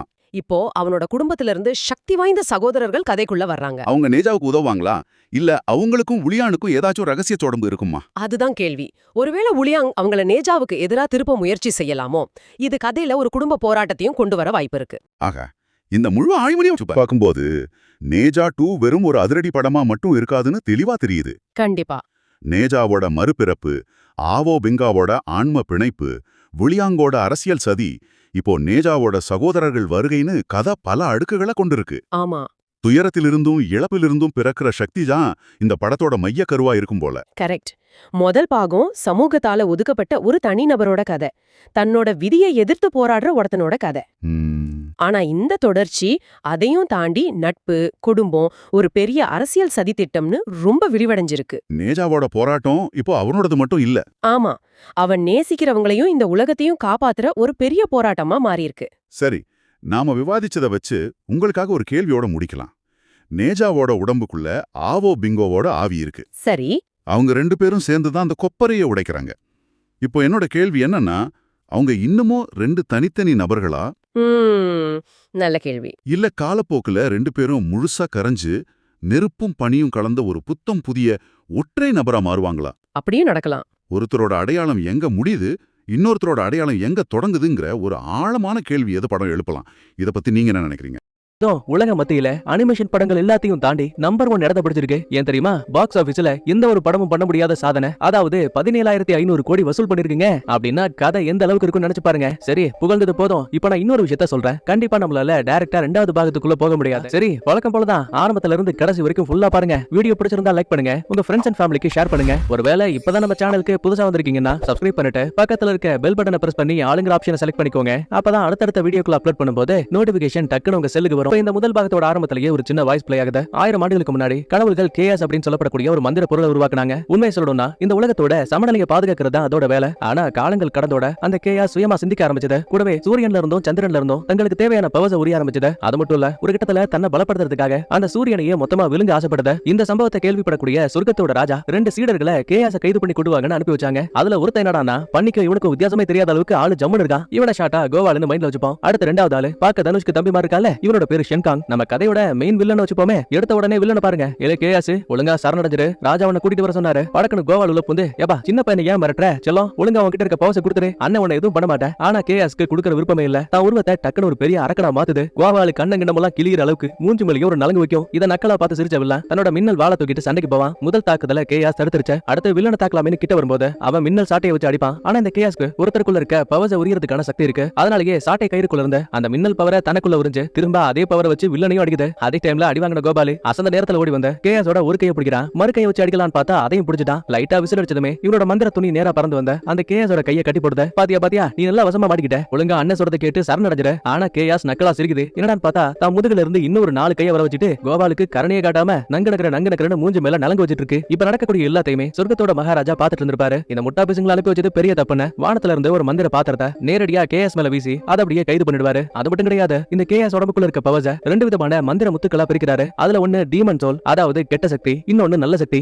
சிஷ்ய புள்ளைங்களா இருக்கிறதுலயே ரொம்ப ஆபத்து தோ இந்த கெட்ட சக்தி. அதனால நான் இப்பவே சரியா 3 வருஷத்துக்கு அப்புறம் அது சொர்க்கத்தோட மின்னல்ல அழியிற மாதிரி நான் ஒரு சாபத்தை கொடுக்குறேன். அப்புறம் இன்னொரு விஷயம், சென்டாங் நகரத்தை சேர்ந்த லீச்சிங் அவரு நமக்கு ஆதரவா சண்டை போட்டு நிறைய அரக்கர்களை தோக்கடிச்சிருக்காரு. சோ அதுக்கு நன்றியை தெரிவிக்கிற விதமா இந்த நல்ல சக்தி முத்து இருக்கு இல்லையா, அதை கொண்டு போய் லீயோட மனைவி வயித்துல வச்சிர. கவனமா இரு, ஏன்னா இது லீயோட ஃபேமிலிக்கு பிறக்க போற 3வது குழந்தை. இப்படி எல்லாம் சொல்லிட்டு அந்த மந்திர முத்துக்களை ஒரு மாய தாமரை பெட்டகத்துல அடைச்சு பக்கத்துல நிக்கிற வில்லன் கிட்ட கொடுப்பாருன்னு பார்த்தா அதுக்கு பதிலா நம்ம கோபாலு கையில கொடுக்குறாரு. ஆக்சுவலா வில்லன் இந்த கோபாலை விட ரொம்ப சீனியர் தான். அதனாலேயே இந்த வில்லனுக்கு ராஜா மேல ஒரு சின்ன கோபம் உருவாகுது. அதுக்கப்புறமா ராஜா அங்க இருந்து கிளம்பும் போது பிறக்க போற குழந்தைக்கு நெஜாங்கிற பேரை வைன்னு சொல்லிட்டு மறைஞ்சு போயிடுவாரு. ஒரு பக்கத்துல நம்ம கோபால பறக்கும் பன்னியோட உதவியால சென்டாங் நகரத்துல இருக்க லீய பார்க்க போயிட்டு இருக்காரு. கட் பண்ண அடுத்த சென்டாங்ல இருக்க லீ அப்புறம் அவரோட மனைவியான இன்ன காட்டுறாங்க. ஆக்சுவலா இந்த அம்மா பிரெக்னெண்டா இருக்காங்க. அதுவும் எத்தனை மாசம், கிட்டத்தட்ட 3 வருஷமா. கோவத்தோட பக்கத்துல இருக்க கோயிலுக்கு வந்த நைனா, ஐயா பகவானே என்ன சோதனை இது, என் மனைவி 3 ஆண்டுகளா பிரெக்னெண்டா இருக்காங்க, ஏதாவது ஒரு நல்ல வழியை காட்டி எனக்கு ஒரு புள்ள பிறக்கிறதுக்கு ஹெல்ப் பண்ணுங்க. இப்படி பேசிட்டு இருக்கும் போதே பறக்கிற பன்னியில வந்த கோபாலு கூரையெல்லாம் உடைச்சுக்கிட்டு தொப்புன்னு கீழே வந்து விழுறான். உண்மையை சொல்லணும்னா அந்த லீயின் தம்பதி இருக்காங்க இல்லையா, ஆக்சுவலா இவங்க கேர்னல் மாதிரி கடவுளா இல்லாம போடாலுமே இவங்களுக்கு கடவுளுக்கு நிகரான ஒரு சில பவர்ஸ் இருக்கு.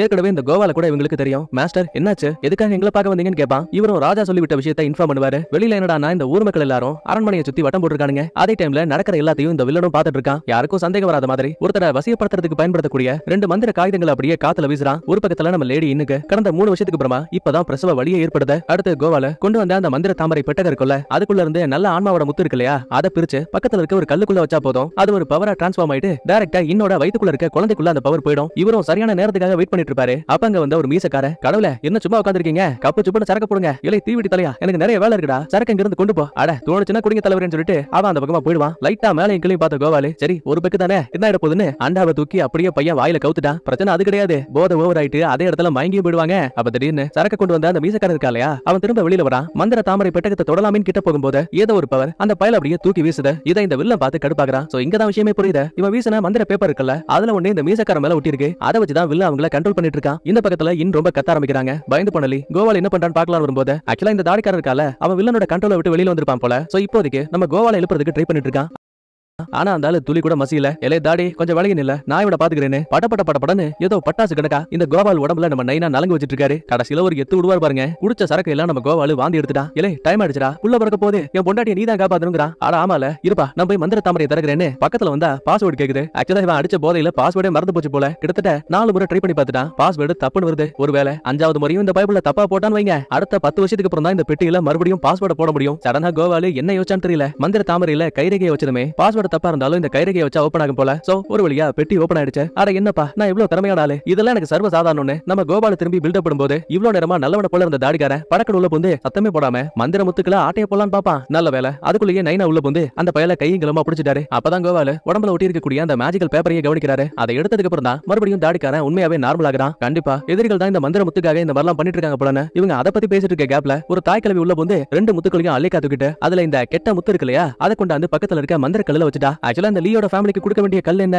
நல்ல சக்தி. ஆனா இப்ப வச்சிருக்கிறது கெட்ட சக்தி. சோ இது மட்டும் தான் குழந்தையோட வயித்துக்குள்ள போக கூடாதுன்னு சொல்லிட்டு நைனா ஓடி வந்து அந்த கல்லையே குத்தி உடைக்கிறாரு. ஆனா பாருங்க, கல்லு உடைஞ்சாலும் சரி அந்த மந்திர சக்திக்கு எதுவுமே ஆகல. சடனா மின்னல் வேகத்துல நம்ம இன்னோட வயித்துக்குள்ள இருக்க குழந்தைக்குள்ள அந்த பவர் போயிடும். அடுத்த நொடியே ஏதோ தீபாவளிக்கு பட்டாசு வெடிக்கிற மாதிரி இன்னும் இருக்கக்கூடிய அந்த ஒட்டுமொத்த வீடும் பயங்கரமா வெடிக்குது. இதுக்கடையில தாய் கிழவி நல்ல மந்திர சக்தி இருக்கக்கூடிய முத்து இருக்குல்ல, அதை கொண்டு அந்த வில்லன் கிட்ட ஒப்படைச்சிட்டா. இதே டைம்ல இன்னைக்கு பிரசவம் பார்த்த லேடி கையில குழந்தைய தூக்கிட்டு குடு குடுன்னு ஓடி வராங்க. ஐயா, ஒரு பெரிய தப்பு நடந்து போச்சு, குழந்தைய காணோம். அதுக்கு பதிலா முட்டை ஒன்று கிடைச்சிருக்கு. இது முட்டையா? இங்க காட்டு. ஆமா, நீ சொன்ன மாதிரி முட்டை தான் இருக்கு. இது என்ன இலவன் புரியாம ரெண்டு பேரும் குழம்பு போயிருப்பானுங்க. அப்ப திடீர்னு அந்த முட்டைக்குள்ள இருந்து ரெண்டு கண்ணு முளைக்குது. அது மட்டும் கிடையாது, படக்குன்னு பல்லு, சகப்பு நேரத்துல தலைமுடி எல்லாம் முளைக்குதுங்க. அலேக்கா தரையில ஜம்ப் அடிச்சு படக்குன்னு தரையில உருளும் போது அந்த குழந்தைய சுத்தி பயங்கரமான நெருப்பு உருவாகுது. சுத்தி இருக்க மக்களை எல்லாம் ஏதோ கேனன் பால் விளையாடுற மாதிரி அடிச்சு துவம்சம் பண்ணிட்டு இருக்கான். லாஸ்டா அந்த குழந்தைக்கு கை கால்களும் உருவாகுது. பொதுவா குழந்தைங்க கட்டுப்பாடு இல்லாம ஜாலியா இருக்கதான் ஆசைப்படுவாங்கல்ல. சோ அதே மாதிரியே இவனுக்குள்ள நெருப்பு சக்தி இருக்க விஷயம் தெரிஞ்சு அத பக்கத்துல இருக்க வீடுகள்ல வீசி விளையாடிட்டு இருக்காங்க. இத சொல்லணுங்கிற அவசியம் கிடையாது, இருந்தாலும் சொல்றேன். இவன் தான் நம்ம கதையோட ஹீரோ நெஜா. சுத்தி இருக்க மக்களுக்கு ஆபத்து வராத மாதிரி நைனா உள்ள பூந்து அந்த தீப்பந்துகளை தடுப்பாரு. இதுக்கடையில கோவால் உள்ள பூந்து ஒரு தங்க வளையத்தை கையோட கொண்டு வந்திருப்பான். ஆக்சுவலா அதை ஒரு கூட்டா மாத்தி முதல்ல குழந்தைய கைங்களமா லாக் பண்ணுவான். ஒரு கட்டத்துல அந்த வளையத்தையே கழுத்துல ஒரு காப்பா மாட்டிட்டான். மூச்சு விடவே அந்த குழந்தை கஷ்டப்பட்டு தோப்புன்னு தரையில வந்து விழுது. இதான் சரியான நேரம். அந்த குழந்தைய அழிச்சு உடம்புக்குள்ள இருக்க கெட்ட முத்த வெளியில எடுக்கிறேன்னு சொல்லும் போது லீ உள்ள பூந்து வேணாம் தடுக்கிறாரு. யோ கர்னல், என்ன நினைச்சிட்டு இருக்க? இந்த பாரு, இப்ப இந்த குழந்தைய நீ காப்பாத்த முடிஞ்சாலும் சரி, அடுத்த 3 வருடங்களுக்கு அப்புறமா மகாராஜா கொடுத்த சாபத்தின்படி தெய்வீக மின்னலால இவன் தாக்கப்படுவான். இந்த உலகத்தை விட்டு அவனும் அவன் உடம்புக்குள்ள இருக்க டீமன் பவரும் மொத்தமா அழிக்கப்படும். சோ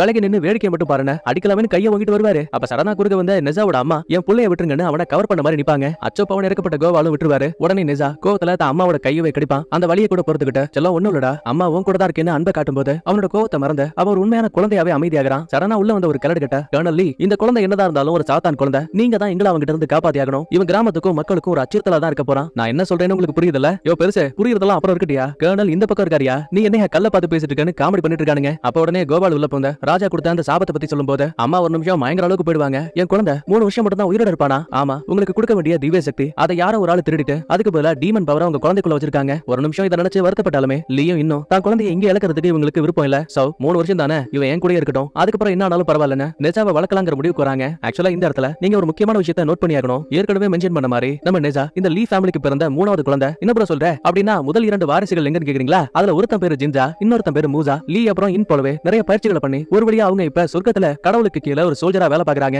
எக்ஸாம்பிளுக்கு ஒரு தளபதியை போல. ஆனா இந்த படம் முழுக்க எடுக்கப்படுது நெஜாவுக்காக மட்டும் தான். அதனாலதான் பெருசா இந்த அண்ணன் தம்பிகளை பத்தி எதுவும் சொல்லிருக்க மாட்டாங்க. ஆனா 2வது பாகத்துல ஒரு சின்ன சீன்ல ஹீரோவோட பிரதர்ஸ் யாருங்கறத காட்டுவாங்க. கட் பண்ண அடுத்து வில்லனை காட்டுறாங்க. ஒரு பெரிய ஆள் கடலுக்கு வந்திருக்கான். பார்த்தா தரைக்கடியில ஒரு மிகப்பெரிய பள்ளம், அதுக்குள்ள டிராகன் ராஜாவை கட்டி போட்டு வச்சிருக்காங்க. ஆக்சுவலா இவர் ஒருத்தர் மட்டுமே இங்க இல்ல, இவரோட கட்டுப்பாட்டுக்குள்ள இருக்க மத்த டிராகன்ஸுமே இங்க தான் இருக்கு.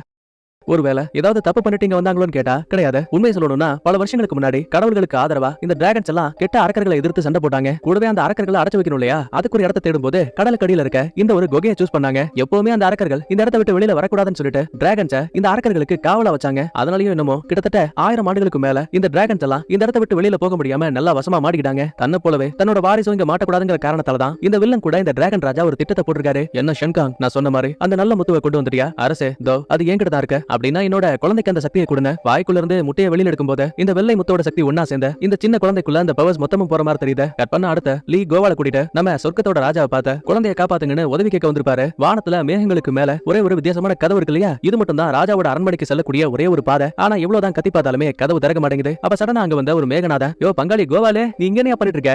இவரு ஷென்டாங்கோட கர்னல், இவரோட குழந்தைய காப்பாத்த சொல்லி நாங்க மகாராஜாவை பார்க்க வந்தோம். ஐயோ, ராஜா இப்ப டூருக்காக வெளியில போயிருக்காரு, திரும்ப வரதுக்கு பல வருஷங்கள் ஆகும்பா. சரி, என்ன விஷயமா பார்க்க வந்தீங்க? அதையாச்சும் சொல்லுங்கப்பா. அதாவது என் குழந்தைக்கு சொர்க்கத்தோட மின்னலால தாக்குற மாதிரி சாபம் கொடுக்கப்பட்டிருக்கு, அதுல இருந்து காப்பாத்துறதுக்காக தான் நாங்க இங்க வந்தோம். அட கடவுளே, உனக்கு விஷயம் தெரியாதா? இந்த சாபத்துல இருந்து யாராலையும் தப்பிக்க முடியாது. இதை கேட்டு மனசோட நைனா அங்க இருந்து கிளம்புறாரு. இன்னொரு பக்கத்துல நம்ம குட்டி குழந்தை நெஜா இருக்கா இல்லையா, இப்ப அவனுக்கு 1 வயசு ஆகுது. இவன் வெளி உலகத்துக்கு போயிட்டு மக்களுக்கு ஆபத்தை கொடுக்க கூடாதுன்னு சொல்லிட்டு இந்த கர்னலோட அரண்மனையை சுத்தி ஒரு மந்திர வளையத்தை போட்டிருக்காங்க. அந்த கோவத்தாலையும் என்னமோ இங்க இருந்த ஒவ்வொரு வீட்டையும் அடிச்சு துவம்சம் பண்ணிட்டு எப்ப பாரு எனக்கு ரொம்ப போர் அடிக்குது, இந்த கட்ட மேல உட்காந்துக்கிட்டு எவ்வளவு நேரம் வெளி உலகத்தை வேடிக்கை பாக்குறது, என் அப்பா அம்மாவுக்கு என் மேல அக்கறையே கிடையாது, இந்த ஊர் மக்கள் என்ன அரக்கன்னு சொல்றாங்க. இப்படி பேசிட்டு இருக்கும்போது சடனா இன்னங்க வராங்க. டேய் செல்லம், என்னடா பண்ணிட்டு இருக்க?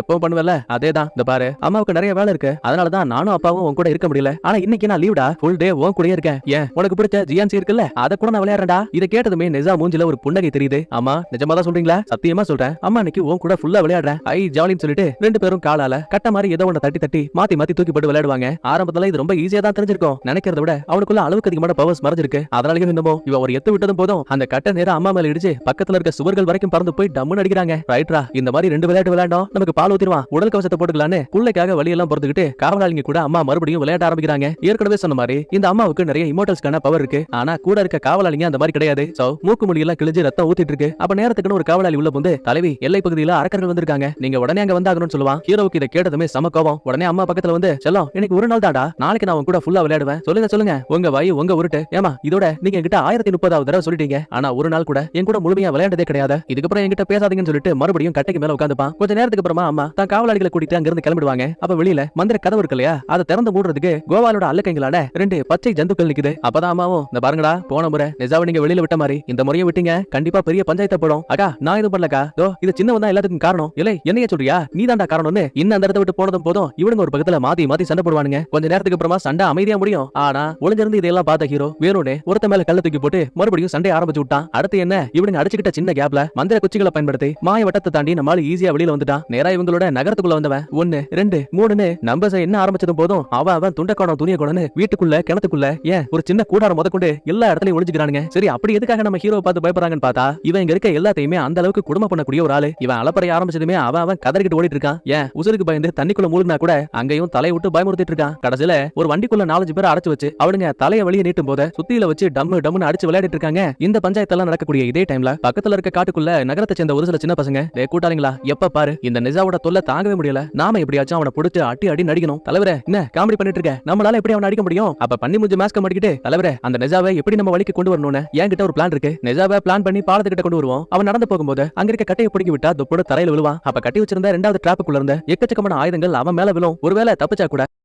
3வது டிராப்ல ஒரு பாறையை உருட்டி விடுவோம். இங்கேயும் தப்பிச்சானா 4வது டிராப்ல நாம செட் பண்ணி வச்ச விஷப்பாம்பு அவனை கடிக்க வரும். பயந்து ஓட ட்ரை பண்ணும்போது தெரியாதனமா குழவிகளோட கூட தட்டி விட்டுருவான். மறுபடியும் அதை பார்த்தும் பயந்து பக்கத்துல இருக்க சேத்துக்குள்ள குதிப்பான். சோ இந்த ஒரு தண்டனை அவனுக்கு போதுமானதா இருக்கும். பண்ணி முடிஞ்சு இதுவும் நல்ல ஐடியா தான்டா, வாங்க அப்படின்னா சேரு ஃபுல்லா உச்சாடிக்கலான்னு ஆளுக்கு ஒரு பக்கத்துல தண்ணி பாய்ச்சிட்டு இருக்கானுங்க. அப்பதான் ஒரு சந்தேகத்துல, ஏண்டா பிளான் எல்லாம் ஓகே தான், ஆனா அந்த நிஜாவை எப்படி இங்க கொண்டு வருது? அட அது ரொம்ப சிம்பிளான வேலை தல, சும்மா நாம அவனை பயமுறுத்தினா போதும். எப்படின்னு கிவான் கேட்க, தோ இப்படின்னு முகத்துல மாட்டி இருக்க மாஸ்க் எடுப்பான் பாருங்க. இவ்வளவு நேரமா கூட இருந்த ஆளே நம்ம நிஜாதான். ஆம்பிடுதாங்க மொத்த பேரும் உசுருக்கு பயந்து ஓடுவானுங்க. ஆக்சுவலா நிஜாவை வச்சு இவனுங்க என்னென்ன சம்பவத்தை பண்ணலாம்னு பார்த்தானுங்களோ அது எல்லாமே இப்ப இவங்களுக்கு நடக்குது. கட்டங்கடைசியா சேத்துல வந்து விழும்போது அப்போ ஒரு குட்டி பையன் ஓடி வந்து, தலைவரே அந்த நிஜா இருக்கானே என்ன அடிச்சு போட்டு நம்ம பண்ணி முடிஞ்ச மாஸ்காவை எடுத்துட்டான். ஆமாடா எல்லாம் முடிஞ்சதுக்கு அப்புறம் இப்ப வந்து சொல்லு. சிரிச்சுக்கிட்டே நிஜாவும், ஏப்பா உங்களை நினைச்சா எனக்கு ரொம்ப காமெடியா இருக்கு, சரி நான் உங்களை அப்புறம் பாக்குறேன்னு அந்த இடத்த விட்டு கிளம்ப நினைக்கும் போது கிவானுக்கு சம கோவம். டேய் நில்ல, நானும் பாத்துட்டு இருக்கேன், நீ என்னமா பெரிய இவ மாதிரி பண்ணிட்டு இருக்க, நாங்கெல்லாம் சாதாரண மனுஷ குழந்தைங்கடா, ஆனா நீ ஒரு அரக்கன் குட்டிச்சாத்தான் அது இதுன்னு திட்டுவானுங்க. உண்மையை சொல்லணும்னா ஹீரோவுக்கு இந்த அரக்கங்கிற வார்த்தையை சொன்னாவே சுத்தமா பிடிக்காது. ஒரு கோவத்துல பக்கத்துல இருக்க பாறையை உதைக்கும் போது அது இந்த அகராதி பைப்பிள்ளைங்க மேலேயே அடிக்கிற மாதிரி போகும். நல்ல வேலை அப்ப கரெக்டா உள்ள வந்த கோவாலு ஒரு கைத்த வீசி மொத்த குழந்தைகளையும் காப்பாத்திட்டான். பின்னாடியே இவனை பெத்த அப்பனாத்தாவும் வந்துட்டாங்க. ஏலே ஆட்டம் ரொம்ப அதிகமாயிடுச்சுடா, இதுக்கப்புறம் உன்னை எங்கேயும் அனுப்ப மாட்டேன்னு ஒரு சின்ன ரூம்குள்ள அடைச்சு அந்த இடத்த சுத்தி மந்திர வளையத்தை போட்டானுங்க. லீக்கும் இன்னுக்கும் மனசே ஆகல. தன்னோட கவலைகளை கோபாலு கிட்ட சொல்லி ஃபீல் பண்ணும்போது, அச்சோ பவன் இறக்கப்பட்டவரும் இந்த பாருங்க, நீங்க நிஜாவை பத்தி கவலைப்பட வேண்டியதில்ல, எப்படி இருந்தாலும் இன்னும் 2 வருஷம் அவனுக்கான டைம் இருக்குல்ல, சோ அது வரைக்கும் அவனை இனிமே என்னோட சீடனா நான் வச்சுக்கிறேன். ஒருவேளை அவன் நல்ல பழக்கங்களை கத்துக்கிட்டா இந்த ஊரை பாதுகாக்கக்கூடிய உங்களை போல ஒரு கேர்னல் ஆக முடியும். டூருக்காக வெளியில போன ராஜா வந்ததுக்கு அப்புறமா கண்டிப்பா அவர்கிட்ட பேசி நிஜாவை தண்டனையை விட்டு காப்பாத்த கூட முடியும். இங்க கட் பண்ணா காலையில விடுது. வழக்கம் போல நிஜாவுக்கு சாப்பாடு கொடுக்கலான்னு தாடிக்காரன் மந்திர வளையத்தை கடந்து உள்ள போகும்போது அங்க நிஜா இல்லங்கிற விஷயத்தை தெரிஞ்சுக்கிறான். ஐயோ உடனே இதை பத்தி நம்ம தலைவர்கிட்ட சொல்லணுமே குட்டி சந்துகளும் சேர்ந்து இவன் கூட ஓடி போயிருவானுங்க. ஆனா உண்மையாவே நிஜா தப்பிச்சு போகல, இந்த வீட்டுக்குள்ளேயே மறைஞ்சிருந்திருப்பான். மறுபடியும் மொத்த பேர் கண்ணையும் மண்ணை தூவிட்டு ஊருக்குள்ள வரும்போது அங்க ஒரு பயல கூட காணோம். அப்பதான் வித்தியாசமா காத்துல மிதக்கக்கூடிய ஒரு ஓவியத்தை கவனிக்கிறான். என்னடா இது மேஜிக்கா இருக்குதுன்னு லைட்டா கைய வச்சு பார்த்தா அந்த ஓவியம் படக்கன ஹீரோவை உள்ள இழுக்குது. பார்த்தா கற்பனைக்கு அப்பாற்பட்ட இன்னொரு உலகத்துக்கு வந்திருக்காங்க. முன்னாடியே நம்ம கோவாலு நிக்கிறாப்ல. யோ யாரியா நீ, என்ன எதுக்கு எங்க கொண்டு வந்த? அட என்னப்பா புசுக்கு புசுக்குன்னு கோவப்படுற, முதல்ல என்னோட வித்தைகளை பாரு, அதுக்கப்புறம் உன்னோட பதில சொல்லுன. ஒரு மேஜிக்கல் பிரஷ் எடுத்து லைட்டா நீட்டும் போது அங்க இருக்க ஒரு மரம் ஒரு படகா உருமாறுது. அடுத்து வானத்தை பார்த்து பிரஷ் நீட்டும் போது ஒரு மிகப்பெரிய சூறாவளி உருவாகுது. அதுக்குள்ள இருந்து கடல் அளவுக்கு தண்ணி வர ஊத்துதுங்க. நிஜாவும் கோபாலும் படகுல உட்கார்ந்துருப்பாங்க. இப்ப தண்ணியோட வேகத்தால படகு அங்க இங்கன்னு காத்துல பறக்குது. சொல்ல போனா நம்மளுக்கு முதல் முறையா இப்படி ஒரு விஷயத்தை பார்த்து ரொம்ப வியப்பா இருக்கு. கிட்டத்தட்ட எல்லாத்தையுமே பார்த்து முடிச்சாலும் கூட நம்ம ஹீரோவுக்கு இங்க இருக்கிறதுக்கான விருப்பம் இல்ல. யோ நான் உச்சா போற வரைக்கும் தான் உனக்கு டைம், அதுக்குள்ள என்ன இங்க இருந்து போக விடு. டேய் நீ சொன்னா கேட்க மாட்ட, இப்ப பாருன்னு சொல்லிட்டு ஒரு 4-5 மந்திர வார்த்தைகளை உச்சரிக்கும் போது ஹீரோக்கு பக்கத்துல இருந்த பாறை அது ஒரு பெரிய கத்திரிக்கோளா மாறுது. நல்லவேளை ஒரு இன்ச்சு நகர்ந்துட்டா, இல்லன்னு வைங்க அந்தரங்க பாகம் அத்துக்கிட்டு போயிருக்கும். உடனே பயந்துகிட்டு கல்லு மேல ஏறுவான். மறுபடியும் மந்திரத்தை போட்டா அந்த கல்லு ஒரு பாத்திரமா உருமாறுது. கடைசியா ஒரு செடிக்கு பின்னாடி ஒளியும் போது அதையும் நம்ம கோவாலு ஒரு நான்வெஜ்ஜா மாத்திட்டான். ஓஹோ சாப்பாடா எனக்கு ரொம்ப பிடிக்குமேன்னு சொல்லிட்டு இவன் ஒரு பீஸ் எடுத்து கடிச்சதுமே அது மறுபடியும் செடியா மாறி போகுது. யோ தலைவா இது சூப்பரா இருக்கியா, எனக்கு நீ மந்திரத்தை சொல்லிக் கொடு, நான் உன்னை மாஸ்டரா ஏத்துக்கிறேன்னு சொல்லுவான். அவ்வளவுதானே சொல்லிட்டா போச்சுன்னு காதுல மந்திரத்தை சொல்லுவாரு. தம்பி ஒரு முறை நான் ஒரு பொருளோட உருவத்தை மாத்துறதுக்கு எனக்கு 6 மாசம் ஆச்சு, கண்டிப்பா உனக்கும் அதை விட அதிகமா தான் ஆகும், அதையும் தான் பாக்கலான்னு இவனும் மந்திரங்களை சொல்லி கல்ல உருமாத்த பாக்குறான். ஆனா இவனுக்கு அது வேலை செய்யல. இவனை பார்த்து நக்கலா சிரிச்சபடியே கோவால் ஒரு பக்கத்துல நல்லா தூங்க போயிட்டான். அடுத்த கொஞ்ச நேரத்திலேயே அந்த இடத்துக்கு நம்ம ஹீரோவோட அம்மா வந்துட்டாங்க. யோ கோவாலு, என்ன எந்த தூங்க தூங்குற? ஐயோ மனுஷங்க லேடியின், அதெல்லாம் பரவாயில்ல. என் புள்ள எங்க போனா? தோ இங்க தான் பயிற்சி பண்ணா. எங்க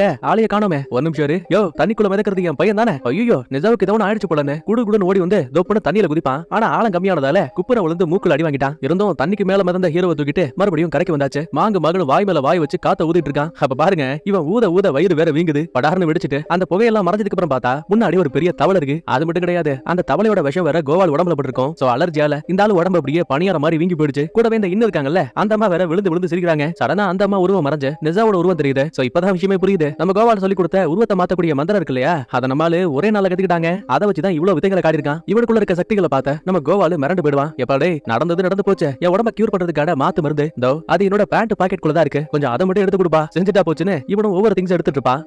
அப்ப வித்தியாசமா ஒரு ஈட்டி கிடைக்குது. யோ என்ன அது? அது நெருப்பு ஈட்டி. அதுல ஒரு பட்டன் இருக்கும், அதை அழுத்தினா நெருப்பு வரும். யோ ஓ இதுவான்னு சொல்லிட்டு அமுக்கும் போது ஈட்டியில இருந்து வெளிவந்த நெருப்பு அப்படியே கோவாலோட டவுசரை பதம் பாக்குது. குபு குபு குபுன்னு எரிஞ்சிட்டு இருக்கீங்க. ஐயோ காப்பாத்துங்க காப்பாத்துங்கன்னு உருண்டு புரண்டுட்டு இருக்கான். நல்ல வேலையா அதே டைம்ல நம்ம லீயும் இன்னும் உள்ள வந்துட்டாங்க. கோவால காப்பாத்திட்டு, டேய் நிஜா என்னடா பழக்கம் இது, நீ இன்னும் திருந்தவே இல்லையா? ஆமா இப்ப திருந்து என்ன ஆக போகுது? இந்த பாரு, எங்களை போல நீயும் சென்டாங் நகரத்தையும் மக்களையும் நீதான் பாதுகாக்கணும். வாய்ப்பே கிடையாது. அந்த பயலுங்க என்ன அரக்கன்னு சொல்றானுங்க, நான் போய் அவங்கள பாதுகாக்கணுமா? கட் பண்ண பிளாஷ்பேக்ல உண்மையாவே நம்ம ஹீரோ குழந்தை பருவத்துல நல்லவனா தான் இருந்திருக்கான். இவன் எப்ப கெட்டவனா இருக்கான் தெரியுமா? இன்னொரு குழந்தை கூட விளையாட நினைச்சா கூட முட்டாள்தனமான மக்கள் நிஜா அந்த குழந்தை ஏதோ ஒன்று பண்ண போறானே இவனை ஒதுக்கி வைக்க ஆரம்பிச்சாங்க. அதுலயும் இந்த அகராதி பயவுலங்க இருக்கானுங்களே, அவனுங்க நிஜாவை கிடைக்கிற கல்லுகிட்ட அழுகி போன பழத்தை எல்லாம் வச்சு அடிச்சிருக்கானுங்க. இந்த சம்பவத்தால தான் நல்லா இருந்த நிஜா கூட எல்லாரையும் டார்ச்சர் பண்ணக்கூடிய ஒரு ஆளா மாறினா. பிளாஷ்பேக் கட் ஆனதுமே நம்ம நைனா ஹீரோவை சமாதானப்படுத்துறதுக்காக, நிஜா நாங்க இவ்வளவு நாளா உங்ககிட்ட இருந்து ஒரு மிகப்பெரிய ரகசியத்தை மறைச்சிட்டோம். நீ ஒரு சாதாரண குழந்தை கிடையாது, தெய்வீக குழந்தை. உனக்குள்ள நல்ல ஆன்மாவோட முத்து இருக்கு. அப்படியா? நிஜமாவா சொல்றீங்க? ஆமாடா. அப்புறம் எதுக்குமா அவங்க எல்லாம் என்ன அரக்கன்னு சொல்றாங்க? மத்தவங்க சொல்றதால நீ அரக்கன் கிடையாது. உன்னோட விதி என்னங்கறத நீ தான் தீர்மானிக்கணும். நல்லா யோசிச்சு பாரு. நீ மாஸ்டர் கிட்ட எல்லா விதமான கலைகளை கத்துக்கிட்டா போதும். அரக்கர்கள் கிட்ட இருந்து நம்ம சென்டாங் மக்களை காப்பாத்தும் போது அவங்க உன்னை எதிர்காலத்துல கண்டிப்பா ஒரு கடவுளை கூட ஏத்துப்பாங்க. இதுவும் நல்ல ஐடியாவாச்சே. சோ ஹீரோவும் இதுக்கு சம்மதிக்கிறான். ஒவ்வொரு நாளும் இவனுக்கான பயிற்சிகள் கொடுக்கப்படுது. ஆனா கொடுமை என்னன்னா, இல்லூஷன்ல இவனுக்கு ஒரு சின்ன சண்டையை வச்சா கூட அங்க அரக்கனை அழிக்கிறேங்கிற பேர்ல அப்பாவியான மக்களை நிறைய டைம்ல அட்டாக் பண்ணிட்டு இருக்கான். டேய் ஏன்டா அப்படி எல்லாம் பண்ணன்னு கேட்டா, அட இது ஒரு இல்லூஷன் தானே, இதுல மக்கள் காயம்பட்டா என்ன ஆக போகுதுன்னு ரொம்ப நக்கலா பேசிட்டு இருக்காங்க. கோவத்துல கோவாலு ரெண்டு வார்த்தை திட்டினதுமே ஹீரோ பாருங்க கோவாலு கிட்ட இருந்த மேஜிக்கல் பிரஷ் தூக்கிட்டு படக்குன்னு அந்த மந்திர ஓவியத்தை விட்டு வெளியில வந்துட்டாங்க. இப்ப அதே ஓவியத்துக்குள்ள மாட்டிருக்கேன் நம்ம நைனா. அப்புறம் அந்த கோவால எல்லாம் ஓவியத்தை விட்டு தப்பிக்கணும் அப்படின்னா அதுக்கு இந்த மந்திர பிரஷ் தேவை. எஸ்கேப் ஆன ஹீரோ வேற அந்த மந்திர பிரஷை வீட்லயே தூக்கி போட்டு போயிட்டான். கட் பண்ண அடுத்த கடற்கரையை ஒட்டி இருக்கக்கூடிய கிராமத்தை சேர்ந்தவங்க வழக்கம் போல ஒரு சில வேலைகளை பார்த்துட்டு இருக்கும்போது தண்ணிக்குள்ள இருந்து ஜெல்லி வடிவத்துல ஏதோ ஒண்ணு பதுங்கி பதுங்கி நேரா பக்கத்துல இருக்க கிராமத்துக்குள்ள வருது. கண்ணுக்கு முன்னாடி ஒரு நாய்க்குட்டி வேற நிக்கும். ஆஹா, மாட்டுச்சரா ஒரு மினி மீல்ஸ்னு ஜெல்லி உருவத்துல இருந்து அப்படியே அரக்க உருவத்துக்கு மாறுது. அப்ப சடனா நீ அதை சாப்பிடக்கூடாதுன்னு ஒரு சத்தம் கேக்குது. என்னடான்னு பார்த்தா முன்னாடி சிரிச்சபடி நம்ம ஹீரோ நிக்கிறான். டே பொடியா, யாரா நீ? நாய்க்குட்டியை சாப்பிடலான்னு பார்த்தேன், நீயே சாப்பாடா வந்து மாட்டிக்கிட்ட. இன்னைக்கு உன்ன ஒரு புடி பிடிக்கிற பாருன்னு நெசாவை அட்டாக் பண்ணலான்னு போகும்போது அவன் வயித்துல ஒரு குத்து விடுவான். ஒரு நிமிஷம் அல்லு சில்லு எல்லாம் கலங்கி போயிடுச்சு. மறுபடியும் மூக்கு மேல ஒரு எத்து 100-200 மீட்டருக்கு அந்த பச்சை அரக்கன் பறந்து போயிட்டு இருக்கான். ஆத்தாடி, இவன் சாதாரண ஆள் கிடையாது, நாம இங்க இருந்து தப்பிச்சாகணுமே சொல்லிட்டு உசுருக்கு பயந்து அரக்கன் ஜெல்லியா மாதிரி ஓடுவான். ஒரு இடத்துல பக்கத்துல இருக்க தண்ணி தொட்டிக்குள்ள போய் ஒளிஞ்சா கூட அங்கேயும் நம்ம ஹீரோ வந்துட்டான். கூடவே பின்னாடி அந்த கிராமத்தை சேர்ந்த மக்களும் வந்துட்டாங்க. ஏலே நீ இங்கெல்லாம் பண்ணிட்டு இருக்க? எங்க கிராமத்தையே அழிக்க பாக்குறியா? யோ நான் இது பண்ணல, தோ இதுக்குள்ள அரக்க இருக்கான்னு சொல்லிட்டு சுத்தி இருக்க தொட்டி எல்லாம் உடைக்க ஆரம்பிக்கிறான். ஆனா ஊர் மக்கள் இவனை பார்த்து பயந்து அது என்ன ஏதுன்னு கூட முழுசா பார்க்காம அங்க இருந்து ஓடி போயிடுவாங்க. இது மூலமா கடுப்பான நம்மால தனக்குள்ள இருக்க நெருப்பு சக்தியை பயன்படுத்தி அந்த ஒட்டுமொத்த நீர் தொட்டிகளையுமே எரிச்சு விட்டான். ஒரு பக்கத்துல அந்த பச்சை அரக்கன் பயந்து ஓடிட்டு இருக்கான். இன்னொரு பக்கத்துல ஹீரோ வச்ச நெருப்பு அந்த அரக்கனை மட்டும் பாதிக்கல, அங்க இருந்த கிராமத்தையும் எரிக்க ஆரம்பிக்குது. போதாத வரைக்கும் காட்டுக்குள்ள ஓடி வந்த அந்த பச்சை அரக்கன் போற போக்குல அந்த சேட்டக்கார பை உள்ள கிவான் இருக்கா இல்லையா, அவனோட தங்கச்சி அப்படியே தூக்கிட்டு போயிடும். பின்னாடியே ஹீரோவும் துரத்தி போவான். ஆனா கிவான் பாக்கும்போது என்ன தோணும் அப்படின்னா, நிஜா தான் தன்னோட தங்கச்சி தூக்கிட்டு போயிட்டான் போலன்னு ஊர் மக்கள் கிட்ட இத பத்தி இன்ஃபார்ம் பண்ண ஓடிட்டு இருக்கான். இதுக்கிடையில அந்த பச்சை அரக்கன் குழந்தையோட பக்கத்துல இருக்க கடலுக்குள்ள குதிக்கலான்னு பாக்கும்போது சடனா அந்த ஒட்டுமொத்த தண்ணீருமே அப்படியே பனிக்கட்டியா உரைய ஆரம்பிக்குது. என்னன்னு பார்த்தா இங்கதான் இந்த டிராகன் இளவரசர் இருக்கா இல்லையா, அவனோட என்ட்ரி. இனிமே இவன ஷாட்டா கேடி பையன் மைண்ட் வச்சுப்பான். டே அரக்கா, நீ ஒழுங்கா அந்த குழந்தையை விடுறது நல்லது, முடியாது, உன்னால என்ன பண்ண முடியும்னு சொல்லிட்டு அரக்கன் கேடி பையன் கூட சண்டைக்கு வருவான். ஆனா அவன் ஒரே அடியில அந்த பைபிளைய தரையில இறக்கிட்டான். சரி குழந்தைய காப்பாத்தியாச்சே, நிஜா நன்றி சொல்லுவான்னு பார்த்தா அதுக்கு பதிலா, யோ நான் தான் அரக்கனை துரத்திட்டு வந்தேன், நீ எதுக்காக குழந்தைய காப்பாத்தனன்னு கேடி பையனை அடிச்சு போட்டுட்டு குழந்தைய இவன் தூக்குறாங்க. அது கூட பரவாயில்ல, மறுபடியும் அரக்கன் கையிலேயே குழந்தைய கொடுத்துட்டு, எலே வாடா இப்ப சண்டைக்கு, நான் தான் உன்னை சண்டை போட்டு ஜெயிப்பேன்னு அடம்பிடிக்கிறாங்க. அப்ப உள்ள வந்த கேடி பையன் என்னைய அடிச்சிட்டல, முதல்ல ஏன் கூட சண்டை போட, அப்புறம் நீ அந்த அரக்கன் கிட்ட போலான்னு ரெண்டு பேரும் அல்டா குல்டாவா சண்டை ஆரம்பிக்கிறானுங்க. நிஜாக்குள்ள திறமைகள் இருக்குது என்னமோ உண்மைதான், ஆனா கேடி பையனுக்குள்ள ஹீரோவை விட கொஞ்சம் திறமைகள் அதிகமா இருக்கு. ஏன்னா இவன் பிறப்பால ஒரு டிராகன் இளவரசன், அதையும் தாண்டி இவனுக்குள்ள நல்ல முத்தோட சக்தி இருக்கு. அப்ப சடனா என்னாச்சு தெரியல, நம்ம ஹீரோவுக்கு நிறைய வித்தியாசமான பபிள்ஸ் எல்லாம் தெரியுது. ஐ பாக்க நல்லா இருக்கேன்னு படக்கன உள்ள கை வைக்கும் போது அவன் ஒரு பக்க கை மட்டும் அப்படியே கல்லா மாறி போகுது. அரக்க பையன் கெக்க பக்கம் சிரிக்கிறான். பாத்தீங்களா, இந்த பலூனை நீங்க தொட்டதால இனிமே நீங்க கல் சிலையா மாறி போயிடுவீங்க, முடிஞ்சா தப்பிச்சுக்கோங்கன்னு கடத்திட்டு வந்த குழந்தைய லபக்கன்னு வாயில போட்டு முழுகிட்டு நம்ம ஆளுங்க ரெண்டு பேரும் உடம்ப சுத்தி ஃபுல்லாவே பபிள்ஸை பறக்க விட்டுட்டான். இருந்தாலும் கேடி பையன் பயப்படல. எந்த பலூன்லயும் படாம நகர்ந்த அரக்கனோட வயித்துல ஒரு குத்து அம்பிடுதாங்க. வலிதாங்க முடியாம முழுங்கின குழந்தைய கக்கிட்டான். ஆனா குழந்தையுமே வயித்துக்குள்ள இருந்து தானே வந்திருக்கும். அதனாலேயே ஒட்டி இருந்த எச்சில் மூலமா கேடி பையன் ஒட்டுமொத்த உடம்புமே அப்படியே கல் சிலையா மாறுது. ஒரு பக்கம் கண்ணு மட்டும் தான் நார்மலா இருக்கு. இல்ல சிறுவண்டு பயல, இன்னைக்கு உன் கதையை மொத்தமா பிடிக்கிறேன்னு ஒரு பெரிய பனிக்கட்டியை தூக்குவான் பாருங்க. நல்ல வேலை அதுக்குள்ளேயே படார்னு உள்ள வந்த ஹீரோ அரக்கன் கூட சண்டைக்கு நிக்கிறான். ஆனா அவன் உயிருக்கு பயந்து பபிள்ஸா ஹீரோ பக்கமா வீசும் போது தன்னை பாதுகாத்துக்கணும்ல. சோ ஏற்கனவே கல்லா மாறி போன கேடி பையன் உடம்ப தூக்கிட்டு சங்கு சக்கர மாதிரி சுத்திட்டு இருக்காங்க. லெஃப்ட் ரைட் மேல கீழன்னு அட்டி பொளந்துகிட்டுவான். பச்சையா இருக்கனால தாக்கு பிடிக்க முடியல. ஐயா சாமியை விட்டு உங்களை நார்மலாக்குறதுக்கான மாத்து மருந்தை கொடுத்தறேன்னு சொல்லுவான். சரின்னு ஹீரோ இந்த டீலுக்கு ஓகே சொல்ல மாத்து மருந்து ஏதாவது டப்பால கொடுப்பான்னு பார்த்தா அதான் கிடையாது. மூக்குல இருந்து சளி சிந்தி குடுக்குறாங்க. அட கரும்பு பிடிச்சவனே, இதையாடா நான் குடிக்கணும்னு மடக்குன்னு கண்ணை மூடிட்டு குடிப்பா. அட கரும்புமே, என்னடா இது கேவலமா இருக்கு. சரி பரவாயில்ல விடு, கை சரியான வரைக்கும் சந்தோஷம். ஒரு நிமிஷம் இரு, எனக்கு ஒரு டவுட். இந்த கேடி பையனுக்கு வாயே இல்லையே, இவனுக்கு எப்படா மருந்து கொடுக்கறது? சிரிச்சுக்கிட்டே இருக்கணும். ஏப்பா அந்த மருந்து நான் குடிக்கணும்னு சொல்லவே இல்லையே, உடம்புக்கு மேல தேய்ச்சா போதும்பா, எல்லாமே நார்மல் ஆயிடும். அட பாவி, ஏன்டா இதை என்கிட்ட முன்னாடியே சொல்லல?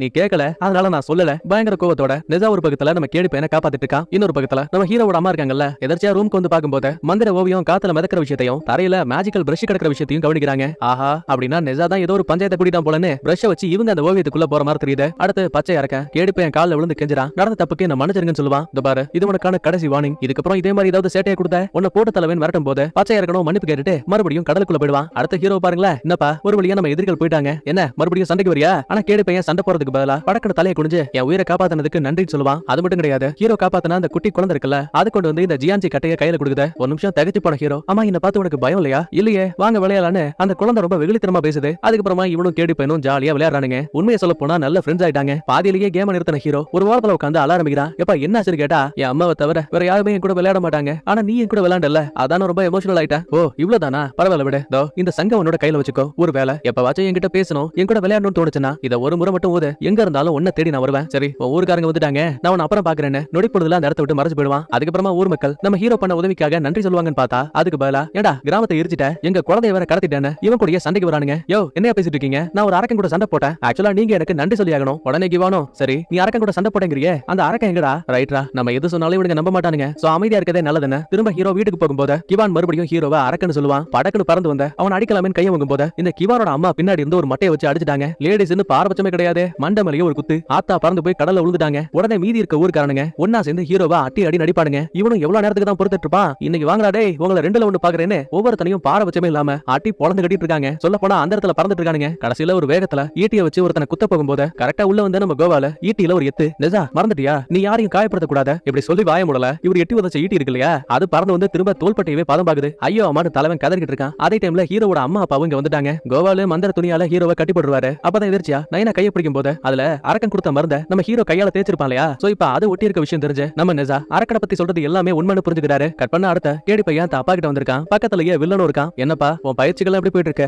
தெய்வங்கள் வைக்கக்கூடிய போட்டியில கலந்துகிட்ட, கண்டிப்பா நீ ஜெயிச்சா நீ ஒரு கடவுளாயிடுவல்ல? அப்பா எதுக்கும் பயப்படாதீங்க, என்னோட பயிற்சி நல்லபடியா போயிட்டு இருக்கு. அதே டைம்ல இன்னைக்கு நான் ஒரு கடற்கரைக்கு போனேன். அங்க ஒரு சின்ன பையனை பார்த்தேன். இது மனுஷனை பாத்தியா, என்னடா முட்டாள் மாதிரி பண்ணிட்டு இருக்க? இதோ பாரு, நீ ஒரு டிராகன்ங்கிற விஷயம் மட்டும் தெரிய வந்தா 1000 ஆண்டுகளா கடலுக்கடியில டிராகன் சிறை வச்சிருந்தாலும் கூட நீ எப்படி வெளியில வந்தங்கிற கேள்வி வரும். சொல்ல போனா அது நம்ம ஒட்டுமொத்த இனத்துக்குமே ஒரு பெரிய ஆபத்தா மாறும். ஐயோ அப்பா அந்த மாதிரி எதுவும் நடக்காத. ஏன்னா அந்த சின்ன பையன் என்ன பார்த்து பயப்படவே இல்ல. என்ன ஒரு சக நண்பனா பார்த்தான். அவனோட பேரு கூட நெஜா. வில்லனுக்கு இதை கேட்டு தூக்கி வாரி போடுது. பரவாயில்லையே, விதி இவங்க ரெண்டு பேரையும் ஒண்ணு சேர்க்குது போல. இந்த பாரு கேடி பையா, நீ அழிக்க வேண்டிய கெட்ட முத்தோட சக்தி அந்த நிஜா உடம்புக்குள்ளதான் இருக்கு. அதனால இனிமே அவன் கூட நெருங்கி பழகிற வேலையெல்லாம் வச்சுக்காத. சரியா இன்னும் சில மாதங்கள்ல நிஜாவுக்கு 3வது வயசு முடிஞ்சு 4வது வயசு ஆரம்பிக்கும் போது ஏற்கனவே அவனுக்கு கொடுக்கப்பட்ட சாபத்தின்படி சொர்க்கத்தோட மின்னலால அவன் தாக்கப்படுவான்.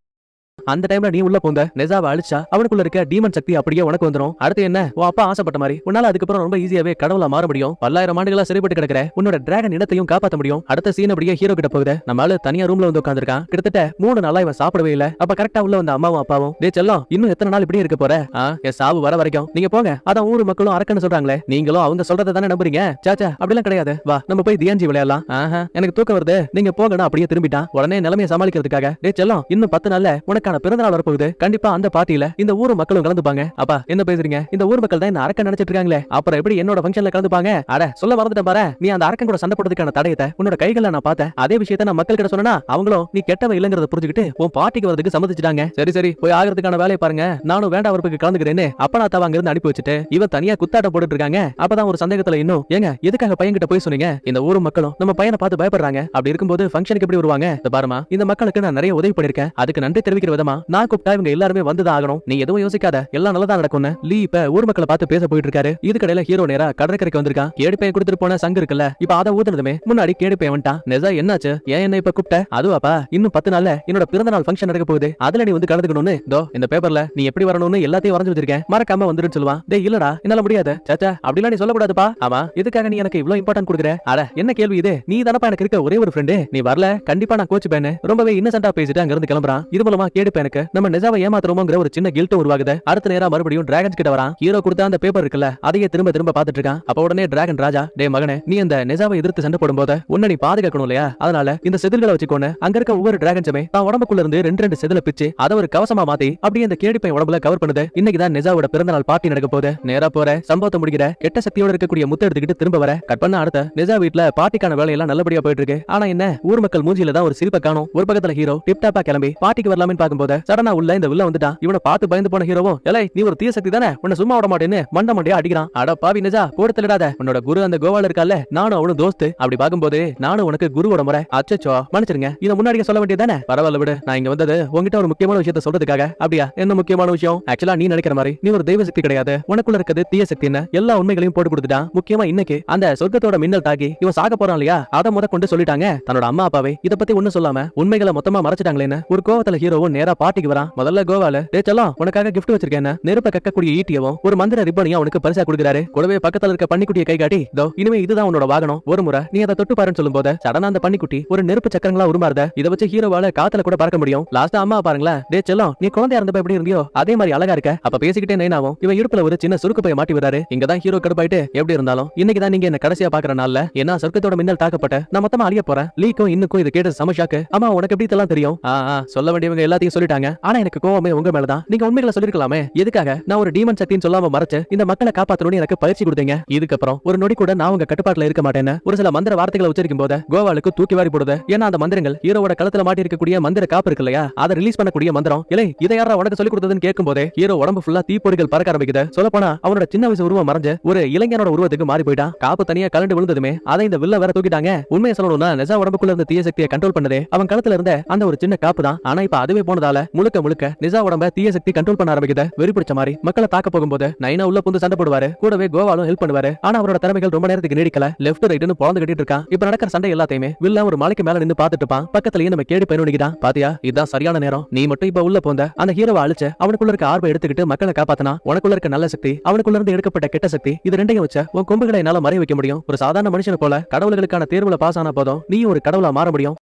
ஆனா மாஸ்டர், என்னால இதை பண்ண முடியாது. அவன் என்ன ஃப்ரெண்டா பாக்குறான். ஏன்டா டேய், கடவுள்கள் உங்க அப்பாவை ஏமாத்தி அரக்கர்களை சிறை வைக்கிறங்கிற பேர்ல டிராகன்ஸ் ஆன உங்களை 1000 ஆண்டுகளா அவங்க கூட அடைச்சு வச்சிருக்கான். அது உனக்கு பிரச்சனையாவே தெரியலையா? உங்ககிட்ட நேரடியா நான் ஒரு விஷயத்த சொல்றேன். நான் என்னதான் தோ அங்க இருக்கானே கோவாலு, அவனை விட சக்திகள்ல பலசாலியா இருந்தாலும் கூட எப்பவுமே சொர்க்கத்தோட ராஜா எதுக்காக அவனை நம்புறாருன்னு தெரியுமா? ஏன்னா அவன் ஒரு உண்மையான மனுஷன். ஆனா நான் ஒரு ஜாகுவார் அரக்கனா இருந்து அதுக்கப்புறம் கடவுளா மாறி இருக்கேன். அந்த ஒரு காரணத்தால தான் அவர் என்ன ஒதுக்குறாரு. ஒரு நிமிஷம் அமைதியான கேடி பையன், சரி நீங்க சொல்றத நானும் ஏத்துக்கிறேன். அந்த ஹீரோ இறந்து போகட்டும், அது பிரச்சனை இல்ல. அட்லீஸ்ட் அவங்களோட அம்மா அப்பாவாச்சும் காப்பாத்தணும். அதுக்கு எனக்கு உங்க கையில இருக்க காப்பு வேணும்னு கேட்கும்போது வில்லனோ வேற வழி இல்லாம காப்பை ஒப்படைச்சிருவான். ஒரு பக்கத்துல நிஜா தன் கட்டுப்பாட்டை இழந்த தான் அப்பாவையே கொல்ல ட்ரை பண்ணும்போது கரெக்டா உள்ள வந்தா நம்ம கேடி பையன் பனிக்கட்டியோட சக்தியால நிஜாவோட ஆயுதத்தையே பறக்க விட்டான். ஆக்சுவலா கேடி பையன் தான் முகத்தை மறைச்சு வச்சிருக்கான். என்ன இங்க இருக்க யாருக்காச்சும் இவன் டிராகன் வம்சாவளிங்கிறது தெரிய வந்தா சிறை வைக்கப்பட்ட இவன் எப்படி கடலை விட்டு வெளியில வந்தாங்கிற கேள்வி வரும். ஒட்டுமொத்த டிராகன் இனத்துக்குமே இது மூலமா ஆபத்து வரும். இப்ப 2 பேருக்கு இடையில சண்டை ஆரம்பிக்குது. நம்ம நிஜா நெருப்பு சக்தியை ஆயுதமா பயன்படுத்துவான். அதே டைம்ல நம்ம கேடி பையன் பனிக்கட்டிகளை ஆயுதமா பயன்படுத்துவான். ஹனுமார் மாதிரி 2 கையிலையும் கடாயுதத்தை வச்சிருக்காங்க. ஹீரோ அட்டாக் பண்ண வரும்போது அவனோட ஆயுதத்தை உரைய வச்சு லாக் பண்ணுவான். கூடவே கொண்டு வந்த காப்பு இருக்குல்ல, அதை கோவாலி கிட்ட தூக்கி போடும்போது அவன் மறுபடியும் ஹீரோவை சுத்தி வளைச்சு அவன் கழுத்தோட லாக் பண்ணிட்டான். மறுபடியும் குழந்தையா மாறி போன ஹீரோ சுருண்டு கீழே விழும்போது யாரும் என்ன தொடாதீங்க, நீங்க எல்லாருமே என்கிட்ட பொய்யா இருந்திருக்கீங்கன்னு பறக்கும் சக்கரங்கள் உதவியால அந்த இடத்தை விட்டு எஸ்கேப் ஆயிடுவான். அதே டைம்ல லீ, தம்பி நீங்க யாரு என்னன்னு தெரியல, ஆனா உதவி பண்ணதுக்கு ரொம்ப நன்றி. எங்க உங்க முகத்தை காட்டுங்க. இல்ல மன்னிச்சிருங்க, நான் உதவி பண்ணவங்களுக்கு முகத்தை காட்டுறதில்ல.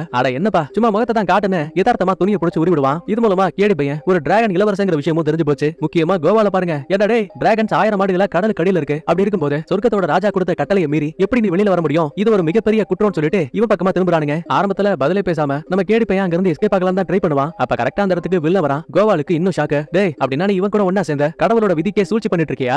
ஆமா, பொல்லாத கடவுள். ஏயோ அரக்கர்கள் அடைக்கிறங்கிற பேர்ல டிராகன்ஸையும் அவங்க கூடயே சேர்த்து அடைச்சிட்டு நீங்க என்னமோ நல்ல மாதிரி பேசுறீங்க. ஆமா, ஆரம்பத்துல இருந்தே கடவுள்கள் தப்பானவங்க தான். அதை ப்ரூவ் பண்றதுக்காக தான் நான் எல்லா வேலையும் பண்ணேன். உன்னால என்னடா பண்ண முடியும்? அடுத்து கேடி பையனை பார்த்தவன், இந்த பாரு இங்க இருக்க எல்லாருமே உருவத்தை பார்த்துட்டாங்க. ஒருவேளை சொர்க்கத்தோட ராஜா திரும்ப வந்ததுக்கு அப்புறமா அவர்கிட்ட மட்டும் இதை சொன்னானுங்க, நிரந்தரமா உங்க டிராகன் இனமே அழிக்கப்படும். உன் இனத்தை காப்பாத்தணும்னா இதான் ஒரே வழி. இந்த ஒட்டுமொத்த நகரத்தையும் மக்களையும் அழிச்சிட வேற வழியே இல்லன்னு புரிஞ்சுக்கிட்ட கேடி பையனும் மனச கல்லாக்கிட்ட தன்னோட பவர்ஸை வச்சு இந்த நகரத்துக்கு மேல மிகப்பெரிய தண்ணீரை உருவாக்குறான். அது மட்டும் கிடையாது, நொடி பொழுதுல அதை ஒரு பனிக்கட்டியாவும் மாத்திட்டான். இன்னொரு பக்கத்துல தனியா காட்டுக்குள்ள வந்த ஹீரோ அங்க இருக்க மரங்களை அடிச்சு உடைச்சிட்டு இருக்கான். அப்பதான் மந்திர சக்கரம் மறுபடியும் பன்னிக்குட்டி உருவத்துக்கு மாறுது. கூடவே ஹீரோவுக்கு ஒரு சின்ன இல்யூஷனையும் ப்ளே பண்ணுது. ஒரு சீன்ல நைனாவும் கோபாலும் சொர்க்கத்தோட ராஜா கிட்ட ஹீரோவை காப்பாத்த சொல்லி உதவி கேட்டு போயிருப்பாங்கல்ல. அந்த டைம்ல அந்த மேகநாதன் சொர்க்கத்தோட மின்னல் சாபத்துல இருந்த ஹீரோவை காப்பாத்த முடியாதுன்னு சொல்லிருப்பான். ஆக்சுவலா அதுக்கப்புறம் இன்னொரு விஷயத்தையும் சொல்லிருக்கான். அது என்னன்னா, 2 விதமான தாயத்து இருக்கு. அதுல ஒண்ணு யாருக்கு சாபம் இருக்கோ அவங்க வச்சுக்கணும். இன்னொரு தாயத்தை குடும்பத்துல இருக்க ஒரு ஆள் வச்சுக்கிட்டாங்க அப்படின்னா ஒருத்தருக்கு கொடுக்கப்பட்ட சாபம் அந்த குடும்பத்துல இருக்க இன்னொரு ஆளுக்கு அப்படியே டிரான்ஸ்பர் ஆகுமா. அதாவது நெசாவுக்கு பதிலா அவனோட அம்மாவோ அப்பாவோ இறக்குற மாதிரி. துளி கூட யோசிக்காத நைனா, யோ கோவாலு, என் பையனுக்காக நான் இறக்க தயாரா இருக்கேன். ஆனா ஒண்ணு, என் மனைவி கிட்டையும் குழந்தைகிட்டையும் இதை பத்தி நீ எப்பவுமே சொல்லக்கூடாதுன்னு ப்ராமிஸ் வாங்கி பாரு. இல்ல என்னால இதுக்கு சம்மதிக்க முடியாத. இதோ பாரு, நீ ஒரு வேளை என் மனைவி கிட்ட சொன்னா கூட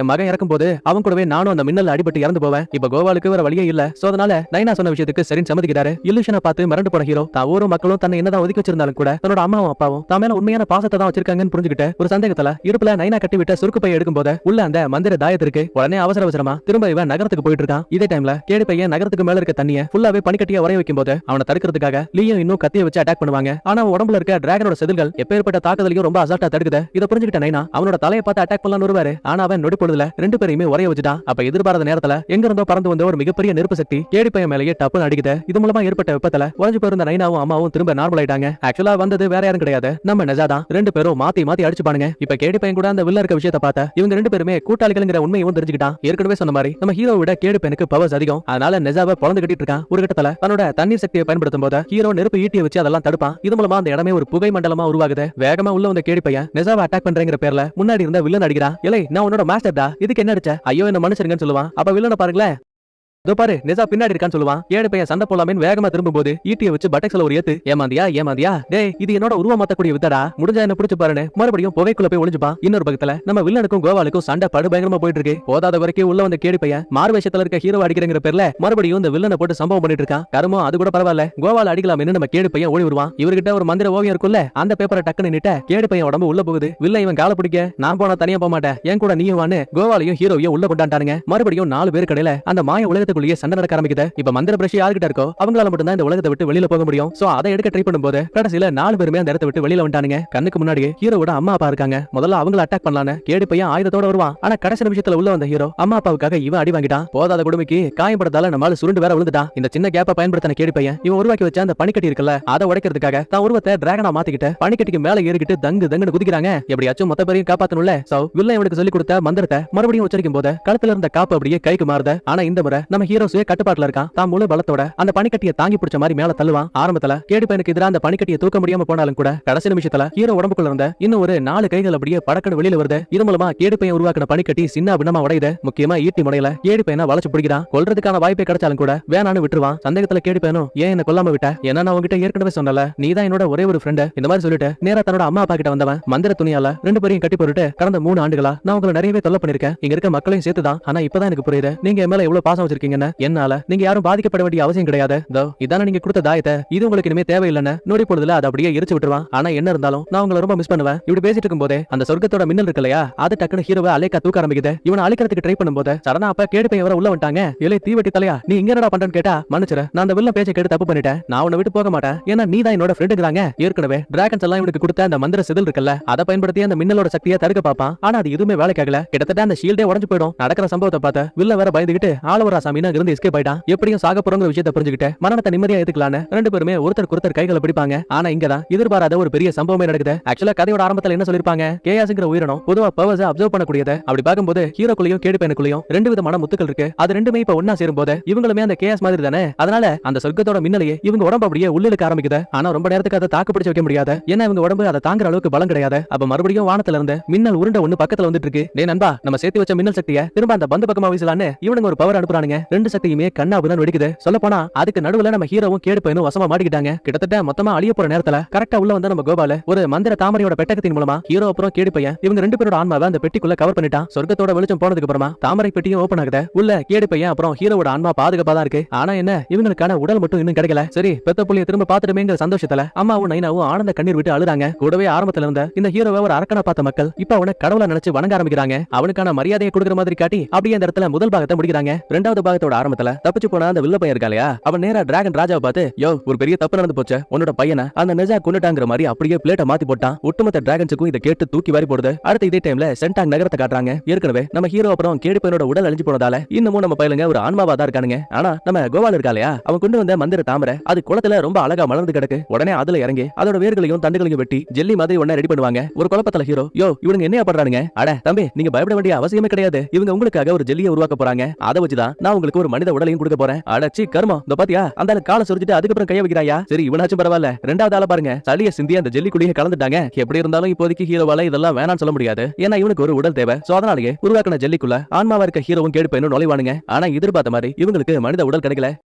யோ கோவாலு, என்னையா அது? மருந்துல எதுவும் கலப்பட மாட்டியா? ஏன் எங்களுக்கு இன்னும் உருவம் கிடைக்கல? அட வெயிட் பண்ணுப்பா, இதுக்கப்புறம் தான் உங்க உடம்ப செதுக்கி உருவாக்கணும்னு பன்னிக்குட்டியோட காதுல கத்தியை கொடுக்க, அதுவும் 2 பேர் உருவத்தை அட் டைம்ல அழகா செதுக்கி முடிக்குது. அடடே, என்னோட புஜபல தேக எனக்கு திரும்ப வந்துருச்சுன்னு ஹீரோ படக்குன்னு தலையை திருப்புறான். பார்த்தா ஜெல்லி மாதிரி அவங்க உடம்பு ஆட ஆரம்பிக்குது. உடனே கோவாலு, பசங்களா இன்னும் உடம்பு முழுமையா தயாராகல. ஒரு சில நாட்களுக்கு உங்க உடம்பு மந்திர தாமரைக்குள்ள இருந்தா மட்டும்தான் நீங்க எதிர்பார்த்த உண்மையான உடல் உங்களுக்கு கிடைக்கும். இந்த மாதிரி பேசிட்டு இருக்கும்போது சடனா அந்த இடத்துக்கு ஹீரோவோட அம்மா அப்பா வந்துட்டாங்க. டேய் நெசா குட்டி, சூப்பர்ரா, நீ பார்க்க அழகா இருக்க. ஆமாமா, ஆனா இருந்தாலும் எனக்கு இது போதல. என் உடம்ப இன்னும் அழகா எதிர்பார்க்கறேன். எப்பா நீ அந்த மாதிரி ஹேர் கட் பண்ணு, அப்படியே கூட 6 பேக் வையே, நான் பார்க்க ரொம்ப எங்கா இருக்கணும்னு பன்னிக்குட்டியை போட்டு டார்ச்சர் பண்ணிட்டு இருக்கான். இவன் அலம்பை எல்லாம் கேட்டு ஆளவுராச்சாமி இந்த பன்னிக்குட்டி ஒதுங்கிருச்சு. சரி நீ போனா என்ன, என் உடம்ப நானே செதுக்கிறேன் பாருன்னு சங்கு சக்கர மாதிரி இவன் ஒரு பக்கத்துல சுத்திட்டு இருக்கான். இதுக்கிடையில நம்ம கோவால இருக்கார்ல, அவரு கேடி பையன் உடம்ப மட்டும் அலேக்கா தூக்கி அங்க இருக்க மந்திர தாமரைக்குள்ள வைக்கிறாரு. ஏன்னா அப்பதான் அவங்களுக்கு உண்மையான உடல் கிடைக்கும். ஆனா ஹீரோ தான் உருவத்தை செதுக்கிறேங்கிற பேர்ல பார்க்கவே கன்றாவியா ஏதோ ஒன்னு செதுக்கி வச்சிருக்கான். கடைசியில தான் தோல்வியை கூட ஒத்துக்கிட்டான். அதுக்கப்புறமா ஹீரோ உடம்பையுமே மந்திர தாமரைக்குள்ள வைக்கிறாங்க. அதே டைம்ல எல்லை பகுதியில ஒரு செய்தி கிடைச்சிருக்கு. என்னன்னா தப்பிச்சு போன வில்ல இருக்கா இல்லையா, அவ திரும்ப வந்துட்டாங்கிற மாதிரி. உடனே தடுப்பு சுவர்களுக்கு மேல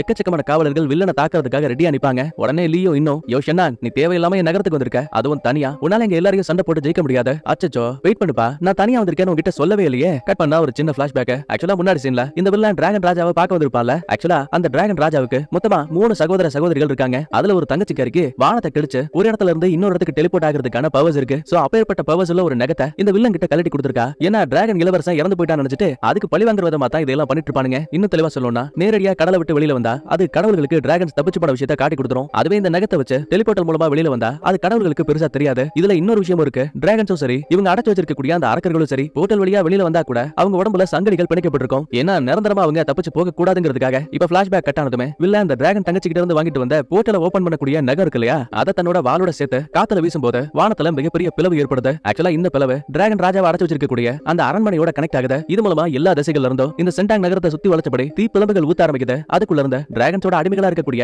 அரக்கர்களும் வெளிவராங்க. ஒரு நிமிஷம் சோல்ஜர்ஸ் எல்லாம் இத பார்த்து பயந்து போயிடுவானுங்க. அரக்கர்கள் நேரடியா தாக்குதல் ஆரம்பிக்கிறாங்க. வில் அம்புகளால அந்த அரக்கர்களை என்னதான் தாக்கினாலுமே கொஞ்ச நேரத்துக்கு அப்புறமா இந்த சின்னோட அரக்கர்களை தாண்டி இன்னும் அளவுல பெரிய அரக்கர்கள் வெளிவரானுங்க. தீ பந்துகளை வீசுவானுங்க. கூடவே தண்ணீர் கடையில இருந்து மிகப்பெரிய ராட்சச ஆமைகள் வெளிவந்து படகுகளை கவுத்து விடுது. அதுலயும் ஆக்டோபஸ் அரக்கன் உள்ள பூந்து 6 கைகள்ல ஆயுதங்களை வச்சுக்கிட்டு சண்டை போடுறாங்க. நம்ம லீ உள்ள பூந்து அவனோட ஒரு கையை வெட்டினா கூட அவனுக்கு திரும்பவும் அந்த கைகள் முளைக்குது. இதுக்கிடையில நம்ம இன்னும் சுராமுஜிக்காரன சும்மா சொல்லிட்டு அடிக்கிறாங்க. இப்ப இந்த பஞ்சாயத்துக்கு மத்தியில வில்ல இருக்கா இல்லையா, அவன் பக்கத்துல இருக்க காட்டுக்குள்ள ஒரு வித்தியாசமான வெளிச்சம் தெரியுற விஷயத்தை கவனிக்கிறான். ஒருவேளை நெசா அங்க இருக்கான் போலன்னு நேரா அங்க போயிட்டு இருப்பான். இத பார்த்து இன்னும் லியோ இப்ப அந்த வில்லனை ஃபாலோ பண்ணி பின்னாடியே பறந்து போறாங்க. இப்ப வெளிச்சத்தை ஃபாலோ பண்ணிட்டு வந்த வில்ல முன்னாடி நம்ம கோவாலையும் இறந்து போனதா நினைச்ச இளவரசனையும் கவனிக்கிறான். நல்ல வேலை உனக்கு எதுவும் ஆகல. சிரிச்சுக்கிட்டே கோவால, தம்பி அப்படின்னா நீ எனக்கு தேங்க்ஸ் சொல்லணும்பா. அவ்வளவுதானே, சொல்லிட்டா போச்சு. ஆமா, கேடி பையனுக்காக நீ ஒரு உடலை தயார் பண்ற அப்படின்னா கண்டிப்பா தோ அந்த தாமரைக்குள்ள நெஜாதா இருக்கான்ல தக்காளி, இன்னைக்கு அவனை அழிக்காம விட மாட்டான். அவனோட பவர்ஸையும் இந்த இளவரசனுக்கு நான் கொடுக்க போறேன்னு மின்னல் சாட்டையை வச்சு மந்திர வளையத்தை உடைக்கலாம் பாப்பான். பட் இருந்தாலும் ஏற்கனவே சொன்ன மாதிரி இந்த கோவாலுக்கு வில்லனை விட அளவுக்கு அதிகமான பவர்ஸ் இருக்கு. சோ சாட்டை கயிறு வித்த இவங்கிட்ட வேலைக்கு ஆகல. உடனே சிரிச்சுக்கிட்ட வானத்துல ஒரு கோடை போடுவான். பார்த்தா அதுக்குள்ள இருந்து டிராகன் ராஜாவோட தம்பி தங்கச்சி எல்லாம் வந்துட்டானுங்க. அட்ட டைம்ல 3 டிராகன்ஸுமே நெருப்ப கக்கும் போது மந்திர வளையத்தால அந்த பவர்ஸை தாக்கு பிடிக்க முடியாம டப்புன்னு உடைஞ்சிரும். பட் இருந்தாலும் கடைசி நிமிஷத்துல நம்ம கோவாலுக்கு எதுவும் ஆகக்கூடாதுன்னு சொல்லிட்டு முழுமையான உடல் கிடைக்கிறதுக்காக ஒரு சின்ன மேஜிக்கல் பால்குள்ள இருந்த கேடி பையன் படக்கட வெளியில வந்து தான் பவர்ஸை பயன்படுத்துவான். இப்ப இந்த விஷயம் டிராகனோட அரண்மனைக்குள்ள இருக்க டிராகன் ராஜாவுக்கு தெரிய வருது. உடனே அவரும் போர்ட்டல் வழியா வெளியில வந்துட்டு, செல்லம் உனக்கு எதுவும் ஆகல,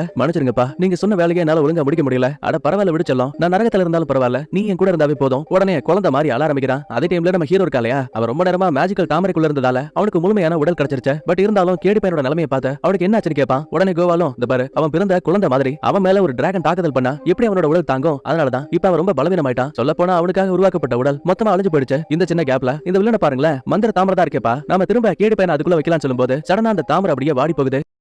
சோகத்தோட கேடி பையனும் பரவாயில்ல விடு, நான் செஞ்ச தப்புகளுக்கு இது ஒரு தண்டனை எடுத்துக்கிறேன். ஏய் தப்பு தப்பு தப்பு தப்பு அதெல்லாம் ஏன் சொல்ற நீ? அதெல்லாம் நீ சொல்லக்கூடாது. எப்பாடுபட்டாச்சும் நான் உன்னை காப்பாத்துவேன். யோ கோவாலு, என் நண்பனை காப்பாத்தணும். நீ அவனை காப்பாத்த முடியுமா முடியாதா? திருக்கா முறுக்கான் முடிச்சிட்டு இதோ பாரு, அதுக்கு ஒரு வழி இருக்கு. வேணும்னா தற்போதைக்கு அவனோட ஆன்மாவை வேணா அவன் உடம்புக்குள்ள வச்சுக்க முடியும்.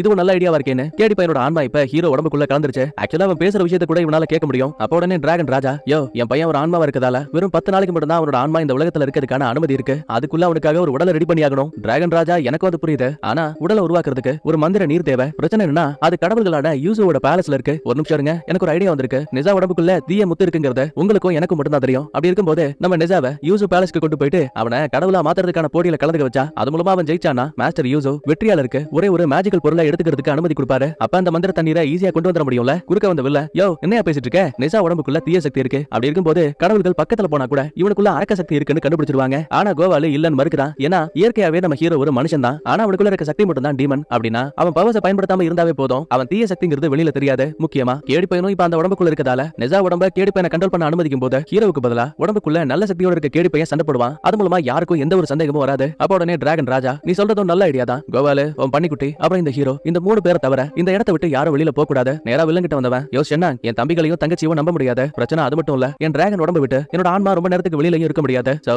எனக்காக நீ தான் எல்லாத்தையும் பாத்துக்கணும். இப்படி சொல்லிட்டு டிராகன் மறுபடியும் அரண்மனைக்கு போயிடுவான். கட் பண்ணா அடுத்த நாள் காலையில விடியுது. தன்னோட பெட்டி படுக்கையெல்லாம் பேக் பண்ணிக்கிட்டு நிஜா இப்ப யூசு பேலஸ்க்கு கிளம்பிட்டு இருப்பான். ஊர் மக்களும் நல்லபடியா தான் வழி அனுப்புறாங்க. அப்ப கடைசியா உள்ள வந்த அம்மா, டே செல்லம், நான் உன்னை ரொம்ப மிஸ் பண்ணுவேன். எங்க அம்மாவை கட்டிப்பிடி பாப்போம். பதிலே பேசாம படக்குன்னு வண்டியில ஏறி உட்காந்துக்கிட்டு கோவாலு கூட அங்கிருந்து பறக்க ஆரம்பிக்கிறான். அப்பதான் பேச்சு வாக்கல, டேய் ஏன்னா அவங்க அம்மா கிட்ட நீ அப்படி பண்ண? ஆட போயா, இந்த கட்டி பிடிக்கிறதெல்லாம் எனக்கு ரொம்ப கிரிஞ்சா தெரியுது. அடுத்த கொஞ்ச நேரத்துக்கு அப்புறமா பயணத்துல உதவியா இருக்குமே சாப்பாடு கொடுத்துருப்பாங்கல்ல, அது எல்லாத்தையும் தனியாளா இந்த கோவாலு சும்மா பிரிச்சு மேய்ச்சிட்டு இருக்கான். குறிப்பிட்ட தூரத்துக்கு அப்புறமா வண்டியை ஸ்டாப் பண்ணிட்டு நம்ம ஹீரோ உடம்புக்குள்ள இருக்க கேடி பையனை நிஜா உடம்பை எப்படி கண்ட்ரோல் பண்றது, எப்படி சண்டை போறதுன்னு ஒன்றை ஒன்னா சொல்லி கொடுப்பாரு. ஆனா பாருங்க, 2 பேராலையும் அட் டைம்ல ஒரே உடம்பை கண்ட்ரோல் பண்ண முடியல. நிஜா, ஒரு விஷயத்தை தெளிவா புரிஞ்சுக்கோ. நீ அந்த கேடி பையனோட ஆன்மாவை விட உன் ஆன்மாவை பலமா வச்சுக்கணும். அப்பதான் அவனை உன்னால கண்ட்ரோல் பண்ண முடியும். இருந்தாலும் கடைசி வரைக்கும் அது எதுவுமே வேலை கேட்கல. அப்பதான் டக்குனு ஒரு ஐடியா, இந்த பாரு, என்கிட்ட மேஜிக்கல் மாத்திரை இருக்கு. இதை நீ சாப்பிட்டனா சில நிமிஷங்களுக்கு நீ தூக்கத்துக்கு போயிடுவ. கேடி பையன் உன் உடம்ப கண்ட்ரோல் எடுத்துப்பான். ஐ ஜாலி, இதுவும் நல்லா தானே இருக்குன்னு ஒரு மாத்திரைக்கு பதிலா பையன் எக்கச்சக்கமான மாத்திரைகளை வாயில போட்டான். இவன் மயங்கடந்து போதும் கேடி பையன் உடம்ப கண்ட்ரோல் பண்ணுவான். சரிவா, உன்னால எவ்வளவு சூப்பரா சண்டை போட முடியுதுன்னு லைட்டா ஒரு பிராக்டிஸ் தான் பண்ணுவானுங்க. ஆனா அதுக்கே நம்ம கேடி பையன் கோவாலு மூஞ்சார் ரணக்குடரும் பண்ணி வச்சிருக்காங்க. பரவாயில்ல, நல்லா தான் சண்டை போடுற, நம்ம கிளம்பலாம்னு சொல்லிட்டு நேரா இப்ப அந்த யூசுவோட பேலஸ்க்கு வந்துட்டாங்க. ஆக்சுவலா இந்த உலகத்துல நிறைய கடவுள்கள் இருக்காங்க. இந்த யூசுன்னு சொல்லப்படக்கூடியவரு 12வது லெவலுக்கான கடவுள். இவருக்கு மேலதான் அந்த சொர்க்கத்தோட ராஜா இருப்பாரு. இந்த அரண்மனையோட வேலை அரக்கர்களை தேடி கண்டுபிடிச்சு அழிக்கிறது. ஆளு ஒருத்தன் ஜம்முன்னு குதிரையில உட்கார்ந்திருக்கால, இவனை ஷார்ட்டா டீமன் ஹண்டர்னு மைண்ட்ல வச்சுப்போம். இப்ப இதை பார்த்து முடிச்சிட்டு 12 மாஸ்டர்ஸ்ல ஒருத்தரான யூசு கிட்ட வராங்க. வாயா கோவாலு, என்ன ரொம்ப நாளா ஆள காணோம்? அட வேலை கொஞ்சம் அதிகமாயிடுச்சு தலைவரே. அப்புறம் இவன் தான் என்னோட சிஷ்ய புள்ள. நீங்க கூட கேள்விப்பட்டிருப்பீங்களே, நல்ல முத்தோட சக்தி வச்சிருக்கக்கூடிய நிஜா, அது இவன் தான். அடடா பரவாயில்லையே, நல்ல அடக்க ஒடுக்கமான பையனா இருக்கியப்பா. கடவுள்களுக்கான போட்டியில நீ கலந்துக்க வந்திருக்கல, நீ வெற்றியடைய வாழ்த்துக்கள். இதை சொல்லிட்டு இருக்கும் போதே சடனா கேடி பையனோட ஆன்மா மறைஞ்சு மறுபடியும் ஹீரோ தான் உடம்புக்கு வந்துட்டான். எங்க இருக்குன்னு கூட தெரியாம முட்டா பீஸ் பக்கத்துல இருக்க தொட்டிக்கிட்ட போயிட்டு படக்குன்னு பேண்ட கழட்டிட்டான். நல்ல வேலை கோவால் உள்ள பூந்து மண்டையிலே ஒரு அடியை போட்டு, எலை முட்டா பீஸ் முன்னாடி யூஸ் இருக்காரா, உனக்கு ரெஸ்டும் போகணும்னா தோ அந்த அக்கா அவனை கூட்டிட்டு போவாங்கன்னு ஒரு ஏஞ்சல் புள்ள கூட அனுப்பி வைக்கிறாங்க. அப்பவும் நம்ம ஆளு வாயை வச்சுக்கிட்டு சும்மா இல்ல, ஏக்கா என்னக்கா இது முழுக்க முழுக்க இதெல்லாம் பழுங்கி கற்களால ரெடி பண்ணீங்களா? அம்மாடியோ, இவ்வளவு பணம் எப்படி இந்த கடவுள்களுக்கு கிடைச்சிருக்கும்? ஒருவேளை கொள்ளையடிச்சிருப்பாங்களோ? எப்பாடி கொஞ்சம் வாயை முட்டு சும்மா வாடா, என்னால தாங்க முடியல. அப்ப தெரியாதனமா ஹீரோ அந்த ஏஞ்சலோட துணி மேல கால வைக்க படக்குன்னு அது பாதியா கிழிஞ்சு போயிரும். அடச்சி, நீ எல்லாம் ஒரு புள்ளையான்னு சொல்லிட்டு ரெஸ்டும் போறதுக்கு லெஃப்ட்ல போ ரைட்ல போன்னு சொல்லிட்டு அந்த அம்மா ட்ரெஸ் மாத்த கிளம்பிடுவாங்க. தனியா இருக்க ஹீரோ ஏனோ தன்னோட வழியை கண்டுபிடிச்சு ஒரு வழியா ஒரு அறைக்குள்ள வரான். அங்க நிறைய வித்தியாசமான பச்சை நிற தொட்டி இருக்கு. ஓ, இதுதான் ரெஸ்ட் ரூம் போலன்னு அதுல ஒரு தொட்டியில பையன் உச்சா போறாங்க. திரும்ப யூசு கிட்ட வரும்போது இந்த பேலஸ்லயே விலைமதிப்பான தண்ணீர் இதானே ஆளுக்கு ஒரு கப்ல அந்த தண்ணியை ஊத்தி குடுக்குறாரு. லைட்டா குடிக்க போறப்பதான் நம்ம ஹீரோ கவனிக்கிறான். ஆக்சுவலா முன்னாடி சீன்ல நம்ம ஹீரோ உச்சா போயிருப்பால ஒரு தொட்டி, அதுல இருந்து தான் அந்த தண்ணியவே கொண்டு வந்திருக்கானுங்க. ஆத்தாடி, நம்ம ரெஸ்ட் ரூமுக்கு பதிலா இந்த தொட்டியில உச்சா போயிட்டோமேன்னு குடிச்ச தண்ணியை ஏஞ்சல் மேல துப்பிட்டான். கோவாலுக்கு அல்ல இல்ல, ஏன்டா புல்லாம் பண்ண, இது ரொம்ப காஸ்ட்லியான தண்ணின்னு இவரு ஒரு மடக்கு குடிக்கும் போது அண்ணாத்த நான் அதுல உச்சா போயிட்டேங்கிறா. அட கிளம்புமேன்னு இவரும் அந்த தண்ணியை ஏஞ்சல் மேல துப்பிட்டாரு. மாஸ்டர் யூசோ மன்னிச்சிருங்க, எங்களுக்கு வயிறு சரியில்லை, அத அப்படி எல்லாம் பண்ணிட்டோன்னு நிலைமையை சமாளிச்சிட்டு இருக்கானுங்க. அடுத்து வில்லனை காட்டுறாங்க. சண்டை பயிற்சி எல்லாம் எடுத்துட்டு இருக்கும்போது கரெக்டா அந்த இடத்துக்கு லீ அப்புறம் இன் வராங்க. என்னாச்சு, உங்களுக்கு என்ன தேவை? ஆக்சுவலா நடந்த சண்டையில நகரத்தை சேர்ந்த மக்கள் நிறைய பேர் பாதிக்கப்பட்டிருக்காங்க. அவங்களுக்கு மருந்து தேவை. நீங்க பெர்மிஷன் கொடுத்தா எங்க மருத்துவர்கள் ஒரு ஆளை நான் வெளியில அனுப்பி வைப்பேன். முடியாது, உன்னால ஆனதை பாத்துக்கோ. இப்படி பேசிட்டு இருக்கும்போது வில்லனோட அரக்க காவலர்கள் ஒரு ஆளை கைது பண்ணி கொண்டு வரானுங்க. தலைவரே, இவனை கடற்கரையில பார்த்தோம், முக்கியமா உங்களை தெரியும் கூட சொன்னா. உடனே குட்டி பையன் தன் தலையை ஒரு சிறுத்தையா மாத்தி, அண்ணா நீ எப்படி இருக்க, நான் தான் ஜியாபோ. வில்லனுக்கு இவனை பார்த்ததுமே அவ்வளவு சந்தோஷம். டேய், நீ இங்க என்ன பண்ணிட்டு இருக்க? அப்பா எப்படி இருக்காங்க? நல்லா இருக்காரு. நீங்க கடவுளா மாறினதுக்கு அப்புறமா எங்களை வந்து பார்க்கவே இல்ல, நாங்க உங்களை ரொம்ப மிஸ் பண்ணோம். உண்மை சொல்லணும்னா வில்ல இருக்காளையா, இவன் தன்னோட அரக்க உருவத்தை மறைச்சு அதுக்கப்புறம் கடவுளா மாறி போட ஒரு ஆளு. ஆனா பாருங்க, சொர்க்கத்தின் ராஜாவுக்கு இவன் அரக்கனா இருப்பானோன்னு ஒரு சந்தேகம் தான் இருக்குமே தவிர மத்தபடி உண்மையாவே இவன் அரக்கங்கிறது யாருக்கும் தெரியாது. அப்புறம் இந்த ஜியாபோவோட அப்பா இருக்கார் இல்லையா, அவர் தான் இவனுக்கான பயிற்சிகளை கொடுத்து இவனை கடவுளுக்கான போட்டிக்கு கூட அனுப்பி வச்சிருப்பாரு. உடனே ஜியாபோ, ஆமா நீங்க இங்க என்ன பண்றீங்க? ஓ புரிஞ்சு போச்சு, தோ பின்னாடி ஃபுல்லா அரக்கர்கள் இருக்காங்க. அப்படின்னா இந்த சென்டாங் நகரத்தை காப்பாத்துறதுக்காக தான் இந்த அரக்கர்களை எதிர்த்து சண்டை போறீங்களா? பதில் சொல்ல முடியாம வில்ல அமைதியா இருக்கும்போது லீ உள்ள போந்து, ஆமாப்பா இவரு அரக்கர்களுக்கு எதிராக சண்டை போட்டு எங்களை காப்பாத்த தான் இங்க வந்தாரு அப்படி இப்படின்னு ரொம்ப பாசிட்டிவா பேசும்போது வில்லனுக்கு ரொம்ப குற்ற உணர்வா இருக்கு. அண்ணா நீ எப்ப அப்பா வந்து பாப்ப? செல்லம், இங்க எனக்கு நிறைய வேலை இருக்குடா, நீ இப்போதைக்கு போ, நான் கூடிய சீக்கிரமே உன்னை வந்து பாக்குறேன். அப்புறம் இந்த மாத்திரைகளை கொண்டு போ, இது உனக்குள்ள இருக்க பவர்ஸ 10 மடங்கு அதிகமாக்கும். அப்படின்னா நான் இந்த முறை கடவுள்களுக்கான போட்டியில கலந்துக்க முடியுமா? இல்ல செல்லம், இப்போதைக்கு முடியாது, நம்ம வேணா அடுத்த வருஷம் ட்ரை பண்ணி பார்க்கலாம். ஒரு சோகத்தோடய, அண்ணா நான் இங்க இருந்து கிளம்புறேன். ஆனா ஒண்ணு, அடுத்த முறை நான் உன்னை பார்க்கும்போது நீ 12வது லெவலுக்கான கடவுளா மாறி இருக்கணும். எனக்கு ஒன்னு அந்த நிலைமையில பார்க்கதான் ரொம்ப ஆசையா இருக்கு. இப்படி சொல்லிட்டு கிளம்பிடுவான். உண்மை சொல்லப்படா வில்லனுக்கு தான் மேல இந்த குட்டி பையன் இவ்வளவு நம்பிக்கை வச்சிருக்கானேன்னு ஒரு பக்கத்துல கவலையா இருக்கு. அப்பதான் லீயை பார்த்து, எதுக்காக நீ எனக்கு ஆதரவா பேசின? பதிலுக்கு லீயும், அந்த ஜியாபோ உன்னை மதிக்கிறான், நான் அதை கெடுக்க விரும்பல. இப்ப கூட உனக்கு ஒரு வாய்ப்பு இருக்கு, உன்னோட தப்புகளை மறந்து நீ நல்லவனா வாழ முடியும். அதுக்கப்புறம் உன்னோட இஷ்டம்னு லீ அங்க இருந்து கிளம்பும் போது வில்லனை பாருங்களேன், ஒரு நிமிஷம் இரு, உனக்கு எந்தெந்த மருந்துகள் வேணும்னு சொல்லு, அதை ஏன் ஆளுங்களே கொடுப்பாங்கன்னு. இவ்வளவு நாளா ரொம்ப கெட்டவன போல இருந்தவன் முதல் முறையா ரொம்ப கனிவா பேச ஆரம்பிக்கிறான். கட் பண்ண அடுத்த இப்ப நம்ம ஹீரோ கடவுளா மாறதுக்காக 3 விதமான போட்டிகளை வைப்பாங்க. அதுல ஒண்ணு மெர்மெட்னு சொல்லப்படக்கூடிய இந்த மிருக இனத்து கூட சண்டை போட்டாகணும். நடக்க போற சண்டையில யார் ஜெயிக்கிறாங்க தோக்குறாங்கிறத கண்காணிக்கிறதுக்காக டீமன் ஹண்டர் இங்க வந்திருக்கான். இந்த மெர்மெட்டோட கூட்டத்துக்கு ஒரு தலைவர் இருக்கான். ஹீரோ பார்த்ததுமே சண்டைக்காக தயாராகும் போது நம்மளும் சும்மா கிடையாது, தாங்கிட்ட இருக்க மாத்திரையில ஒண்ணு லபக்கட வாயில போட்டு கேடு பையனை டக்குனு வெளியில கொண்டு வந்துட்டான். இவன் கையை நீட்டி பக்கத்துல இருக்க காம்பவுண்ட கவுத்ததும் போதும் மெர்மெட்டோட ராஜாவுக்கு பயம் வந்துருச்சு. எலே தீவிடி தலையா, நீ சண்டைக்கு போடான்னு இன்னொருத்தன உள்ள இறக்கி விடுறான். கொடுமைக்குன்னு அதே டைம்ல நம்ம ஹீரோ ஒரு மாத்திரை சாப்பிட்டதால அதோட பவர் கொஞ்ச நேரத்துக்கு தான் இருக்கும் போல. சோ மறுபடியும் இவன் திரும்ப சுயநடுக்கு வந்துட்டாங்க. இந்த சின்ன கேப்ல சண்டைக்கு வந்த அல்லக்கை ஒரு பெரிய கட்டை எடுத்து ஹீரோவோட மண்டையிலேயே போட்டான். அப்ப மறுபடியும் மாத்திரையை போலாமேன்னு பாக்கும்போது இவன் கையில வச்சிருந்த குடுவை இருக்குல்ல, அது நேரா பறந்து பக்கத்துல இருக்க ஒரு சாப்பாடு குண்டாக்குள்ள விழுந்துருச்சு. திரும்ப எடுத்து பார்த்தா ஒட்டுமொத்த மாத்திரையும் அந்த சாப்பாடோட கலந்து போயிருச்சு. ரைட்ரா, இத குடிச்சாதான் நமக்கு பவர் கிடைக்கும்னு நெஜா அதை ஃபுல்லா குடிக்க இப்ப மறுபடியும் கேடி பையன் உடம்ப கண்ட்ரோல் பண்ண ஆரம்பிக்கிறான். முதல்ல அந்த மெர்மெட்டோட ராஜாவை சொல்லிட்டு பிடிச்சு தரையோட ஒரு எத்து, அவன் கதை முடிஞ்சு. அடுத்து அடியால் கூடிய சண்டை போலான்னு பாக்கும்போது இவன் சாப்பிட்ட எல்லாமே திரும்ப வாந்தியா வந்துருச்சுங்க. அப்புறம் என்ன, கேடி பையன் மறைஞ்சு மறுபடியும் இப்ப ஹீரோ உடம்பு கண்ட்ரோலுக்கு வந்துருச்சு. அல்லக்கை வேற நகர்ந்த ஹீரோவை புரட்டி எடுத்துட்டு இருக்கான். நெஜாவால தனக்குள்ள இருக்க டீமன் சக்தியவும் பயன்படுத்த முடியாது. ஏன்னா டீமன் ஹண்டருக்கு இது தெரிஞ்சு போயிடும். எக்கச்சக்கமான அடிகளை வாங்கினவன் கடைசியில ஒரு பாறையில இடிக்கும் போது அந்த கல்லு தொப்புனி இவன் மேல விழுந்துரும். கடைசியா இவன் கதையை முடிக்க போற நேரத்துல நெஜா மேல விழுந்த கல்ல புரட்டும் போது நிறைய காயப்படுறதால நம்ம நெஜா உண்மையாவே வாங்கி போயிருப்பான். அதனால கேடி பையன் ஆன்மா இப்ப உடம்ப கண்ட்ரோல் பண்ணுது. அல்லக்கா ஜம்ப் அடிச்சு முதல்ல அந்த கூட்டத்தோட தலைவன் மூக்குல ஒரு குத்து, பக்கத்தால சண்டைக்கு வந்த அல்லக்கைக்கு ஒரு அப்பு ஆம்பிடுதாங்க. நடந்த சண்டையில நம்ம ஆளு ஜெயிச்சுட்டான். இதை பார்த்து மத்த மெர்மெட்ஸ் எல்லாம் அங்கிருந்து தப்பிக்கலாம் ட்ரை பண்ணும்போது டீமன் ஹண்டர் கூட்டிட்டு வந்த சோல்ஜர்ஸ் எல்லாம் வலைய போட்டு அந்த மெர்மெட்ஸ் எல்லாம் பிடிக்கிறாங்க. ஏன் இப்படி எல்லாம் பண்றீங்கன்னு கேட்டா பயப்பட தேவையில்லை, இவங்க அரக்கர்களா இருந்தாலுமே இவங்க தப்புகளை திருத்திக்கிட்டு நல்லவங்களா மாறி வாழ்றதுக்கு நாங்க ஹெல்ப் பண்ணுவோம்னு ரொம்ப நல்ல விதமா தான் பேசிட்டு இருக்கான். நேரம் போக அன்னைக்கு நைட் ஆகுது. திரும்ப யூசுவோட பேலஸ்க்கு வரும்போது ஒரு வித்தியாசமான மேடைக்கு நம்ம யூசு கோவாலையும் ஹீரோவையும் கூட்டிட்டு வராரு. உண்மை சொல்லணும்னா இந்த கோவால யூசுவோட உண்மையான தம்பி. அதனாலேயே டே தம்பி கவலைப்படாத, இன்னும் சில மாதங்கள்ல கடவுள்களுக்கு எதிராக ஒரு மிகப்பெரிய போர் வரப்போகுது. கண்டிப்பா நீ அதுல ஒரு 12வது லெவலுக்கான காடா கலந்துப்ப. இதை கேட்டு தலைவனுக்கு சந்தோஷம் தாங்கல. அதே டைம்ல இந்த உலகத்தோட பல மூலைகள்ல இருக்கக்கூடிய 12வது லெவலுக்கான காட்ஸ் இருக்காங்க இல்லையா, அவங்க எல்லாரையும் வர வச்சு ஏதோ வீடியோ கால் பேசுற மாதிரி பேசிட்டு இருக்காங்க. கோவாலும் தாங்கிட்ட இருக்க மந்திர மாத்திரைகளை காட்டி, பாத்தீங்களா கடவுள்களுக்கு இடையில மிகப்பெரிய யுத்தம் ஆரம்பிக்கும் போது இந்த மாத்திரைகளை பயன்படுத்தினா கண்டிப்பா நமக்குள்ள இருக்க பவர்ஸ் இன்னும் அதிகமாகும். எப்பேற்பட்ட சண்டையிலையும் நம்மளால ஜெயிக்க முடியும். இதுலயே கிட்டத்தட்ட 7000 மாத்திரைகள் இருக்குன்னு சொல்றாங்க. ஒரு சந்தேகத்துல, ஆமா இதெல்லாம் எப்படி உருவாக்குனீங்க? மாஸ்டர் யூசு தன்னோட சொந்த பவர்ஸ இந்த மாத்திரைகளா உருமாத்திருக்காருன்னு சொல்லுவான். அதே டைம்ல இந்த கடவுள்களுக்கு கீழே தளபதியா இருக்கக்கூடிய ஹீரோவோட 2 பிரதர்ஸ் இருக்காங்க இல்லையா, அதாங்க ஒருத்தரோட பேரு ஜின்ஜா, இன்னொருத்தன் பேரு மூசா. அவங்க 2 பேருமே நெஜாவை முதல் முறையா பாக்குறாங்க. ஒரு ஃபார்மாலிட்டிக்கு தம்பி எப்படி இருக்க, நல்லா இருக்கியா அப்படி இப்படின்னு பேச ஆரம்பிக்கிறாங்க. கொஞ்ச நேரத்துக்கு அப்புறமா அங்கிருந்த உருவங்களும் மறைஞ்சு போகுது. மாஸ்டர் யூசு கோவாலன்னு எல்லாரும் கிளம்பிட்டாங்க. அப்ப சோகத்துல ஹீரோ தனியா உட்காருவான். நீ ஓகே தானே? இல்லவே இல்ல, எனக்குள்ள ஒரு சின்ன குழப்பம் இருந்துகிட்டே இருக்கு. நான் பிறந்ததுல இருந்தே என் உருவம் ரொம்ப அருவருப்பா தான் இருக்கும். என் கண்களை சுத்தி கருப்பு ஓட்டம், என் மூஞ்சி ரொம்ப விகாரம். ஏன் என்ன இப்படி படைச்சாங்கன்னு திரும்ப திரும்ப அதை பத்தியே யோசிக்கிறேன். ஒருவேளை அரக்கனா வாழ வேண்டியதுதான் என்னோட விதியோ? அட உங்க அம்மா சொன்ன வார்த்தைகளை நீ மறந்துட்டியா? நீ அரக்கனா வாழணுமா இல்லையாங்கிறத நீ தான் முடிவெடுக்கணும். அட ஆமால, அப்படின்னா கண்டிப்பா நான் ஒரு கடவுளா மாறுவேன். அதான் என்னோட லட்சியம்னு காது கிளிய கத்திட்டு இருக்கான். கட் பண்ண அடுத்து இப்ப ஹீரோவுக்கான 2வது போட்டி. காட்டுக்கு நடுவுல ஒரு சில அரக்கர்கள் பயிற்சி எடுத்துட்டு இருக்காங்க. அந்த இடத்தோட குருவா இருக்கக்கூடியது வேற யாரும் கிடையாது. முன்னாடி சீன்ல வில்லன் இந்த ஜியாபோன்னு சொல்லிட்டு ஒரு ஆளை பாத்துருப்பால, அவனோட அப்பா தான் இந்த குரு. முக்கியமா வில்லனுக்கு தற்காப்பு கலைகளை சொல்லி கொடுத்த ஆளும் இவர்தான். நேரா உள்ள வந்த ஹீரோ, நீங்க ஒரு பெரிய ஆளாமே, எனக்கு இப்ப 2வது போட்டி கொடுக்கப்பட்டிருக்கு. இதுல நான் உங்க கூட சண்டை போட்டு ஜெயிச்சாகணுமா? டே பொடியா, நீ சின்ன பையன், என்ன ஜெயிக்க போறியா? சும்மா காமெடி பண்ணாம இங்க இருந்து கிளம்ப. முடியவே முடியாது, நான் ஜெயிக்காம இந்த இடத்தை விட்டு கிளம்ப மாட்டேன்னு மயக்க மாத்திரையை போட்டு கேடு பையனை கொண்டு வந்தவன் அந்த குருவுக்கு எதிராக சண்டை போட ஆரம்பிக்கிறான். சும்மா சொல்லக்கூடாது, மூங்கில் குச்சிகளுக்கு மேலேயே சும்மா வித்த காட்டி விளையாடிட்டு இருக்கானுங்க. முதல்ல 2 அடி நம்ம ஹீரோ தான் அடிப்பான். ஆனா 3வது முறையா அந்த குரு இருக்கா இல்லையா, அவன் படார்னு மின்னல் வேகத்துல மறைஞ்சு அட்டாக் பண்றாங்க. இதே மாதிரியே மறைஞ்சு அட்டாக் பண்ணும்போது ஹீரோவால சமாளிக்கவே முடியல. ஒரு கிட்டத்துல தண்ணீருக்குள்ள தொப்படி விழுந்துட்டானுங்க. அப்பதான் இந்த குரு சொல்லுவான், டே தம்பி எனக்குள்ள இருக்க அதிகப்படியான பவரே இந்த தண்ணீருக்குள்ளதான். உனக்கு தெரியாதா? மின்னலும் மின்சாரமும் தண்ணீர்ல வேகமா பாயக்கூடியது. எங்க முடிஞ்சா என்ன புடிச்சு பாருன்னு பட்டார்னு அட்டி விழுந்துகிட்டே இருக்கு. கேடு பையன் தந்திரமா அந்த ஒட்டுமொத்த ஆரையுமே பணியால உரைய வைக்கிறான். ஆனா இந்த குரு அப்பவும் சும்மா கிடையாது. ரத்தத்தின் மூலமா ஒரு மந்திர வார்த்தை எழுதும் போது இவனுக்குள்ள ஒரு பவர் கிடைக்குது. அதை அப்படியே டைரக்டா வானத்துக்கு அனுப்புவான். ஆக்சுவலா இந்த வெளிச்சம் காட்டு வழியா வந்துட்டு இருக்க ஜியாபாவுக்கு தெரியுது. ஒருவேளை அப்பாவுக்கு ஏதோ ஒரு ஆபத்துன்னு சொல்லிட்டு இவன் ஒரு பக்கத்துல வேகமா ஓடி வரான். அடுத்து அந்த குருவுக்கு என்னாச்சுன்னு பாக்கும்போது இவன் வானத்துல வீசின அந்த பவர் இருக்கு இல்லையா, ஆக்சுவலா அது மூலமா மழை பெய்ய ஆரம்பிக்குது. அப்புறம் அதுக்கப்புறம் என்ன தண்ணீர் மறுபடியும் மேல பட்டதும் போதும் மறைஞ்ச ஹீரோவுக்கே தண்ணி காட்டிட்டு இருக்கான். ஒரு இடத்துல ஹீரோவை அழிக்க தூக்கி மின்னல் வாளை பயன்படுத்தி அவனை அழிக்கலாம் நினைக்கும் போது படார்னு கண்ணமுடிச்ச கேடி பையன் நொடி பொழுதுல அந்த குருவோட கையை உரைய வச்சுட்டான். எங்க தான் உயிர் போயிருமோங்கிற பயத்துல அவசரப்பட்டு குரு தான் கையவே வெட்டிடுவாரு. அவரை பாதுகாக்கிற விதமா மத்த அரக்கர்கள் சுத்து போடுவானுங்க. அப்பதான் கேடி பையன் சொல்லுவான், நீங்க என்ன பார்த்து பயப்பட வேண்டிய அவசியம் கிடையாது, நான் உங்களை கொல்றதுக்காக என் பவரை பயன்படுத்தல. உடனே டீமன் ஹண்டர் உள்ள போந்து, இந்த பாருங்க உங்க யாரையும் நாங்க காயப்படுத்த போறது கிடையாது, அமைதியா யூசு பேலஸ்க்கு வந்தீங்கன்னா உங்களோட கெட்ட எண்ணங்களை நல்ல விதமா பயன்படுத்துறதுக்கு நாங்க ஹெல்ப் பண்ணுவோம். கண்டிப்பா இந்த இடத்துல குருவால வேணான்னு மறுக்கவும் முடியாது. சோ சரணடைய சம்மதிக்கிறாங்க. அதே டைம்ல அங்க வந்து ஜியாபோ அரகுறையா நடக்கிற எதுவும் புரியாம தாப்பாவுக்கு ஆபத்து நினைச்சுக்கிட்டு சிறுத்தையா மாறி சண்டை ஆரம்பிக்கிறான். சொல்ல போனா 2-3 சோல்ஜர்ஸையும் போட்டு தள்ளிட்டாங்க. அதுலயும் முக்கியமா நிஜாவோட கையில தாப்பாவோட வெட்டப்பட்ட கை இருக்க விஷயம் தெரிஞ்சு ஒழுங்கா என் அப்பாவோட கையை கொடுன்னு இவன் அவனை அட்டாக் பண்ண போவான். நடக்கிற கலவரத்தை பார்த்து டீமன் ஹண்டர் ஒரு மந்திர அம்பை எடுத்து விடுவான். அப்ப குரு உள்ள போந்து தான் பையனுக்கு எதுவும் ஆகக்கூடாதுன்னு அந்த அம்பை இவர் தோள்பட்டியில வாங்கிடுவாரு. அதோட விடலையே ஜியாபோவை கொன்னே திருவண்ண மறுபடியும் அம்பெடுத்து விடும்போது அதுக்குள்ளேயே குரு தான் பையனோட மின்னல் வேகத்துல அங்கிருந்து ஆத்து வழியா தப்பிக்க ட்ரை பண்ணுவாரு. ஆனா நினைக்கிற மாதிரி இந்த டீமன் ஹண்டர் சாதாரண ஆள் கிடையாது. தனக்குள்ள இருக்க முழு பவர்ஸை பயன்படுத்தி தான் உடம்புல 10-20 கைகளை கொண்டு வராங்க. தொடர்ந்து அம்புகளை வீசும்போது குறிப்பிட்ட தூரத்துக்கு அப்புறமா குரு காயம்பட்டு விழுந்துருவாரு. ஜியாபோ நீயாச்சும் தப்பிச்சு போயிடுன்னு அவனை வலுக்கட்டாயமா அங்கிருந்து அனுப்பி வைக்கிறாங்க. கட் பண்ண அடுத்த சென்டாங்ல இருக்க வில்ல நம்ம லீ கேட்ட மாதிரியே மக்களுக்கு தேவையான மருந்துகளை வாங்கிட்டு வந்து கொடுத்துட்டான். அதுக்கு நன்றி தெரிவிக்கிற விதமா இவங்களும் வில்லனுக்கு சாப்பாடு கொடுக்குறாங்க. கிட்டத்தட்ட வில்ல முன்ன விட இப்ப ரொம்ப நல்ல மாதிரி தான் பேசிட்டு இருப்பான். ஆனா திடீர்னு அங்க வந்த ஒரு சில காவலர்கள் ஜியாபோவை தூக்கிட்டு வந்திருக்காங்க. இடுப்பு பகுதியில காயம்பட்டிருக்கு. செல்லம் உனக்கு என்னாச்சு, யார் இப்படி எல்லாம் பண்ணாங்க? அண்ணா ஒரு சில கடவுள்கள் வந்தாங்க, நம்ம ஆளுங்களையும் அட்டாக் பண்ணாங்க. நம்ம அப்பா அவரோட ஒரு பக்க கையை வேற வெட்டிட்டாங்க. அந்த வேலையை பார்த்தது கூட நெசாதான் நம்ம ஹீரோவோட பேரை சொல்லிட்டு பாவம் அந்த ஜியாபோ அதே இடத்துல இறந்து போயிடுவான். இவ்வளவு நேரமா கொஞ்சம் நல்லவனா இருந்த வில்ல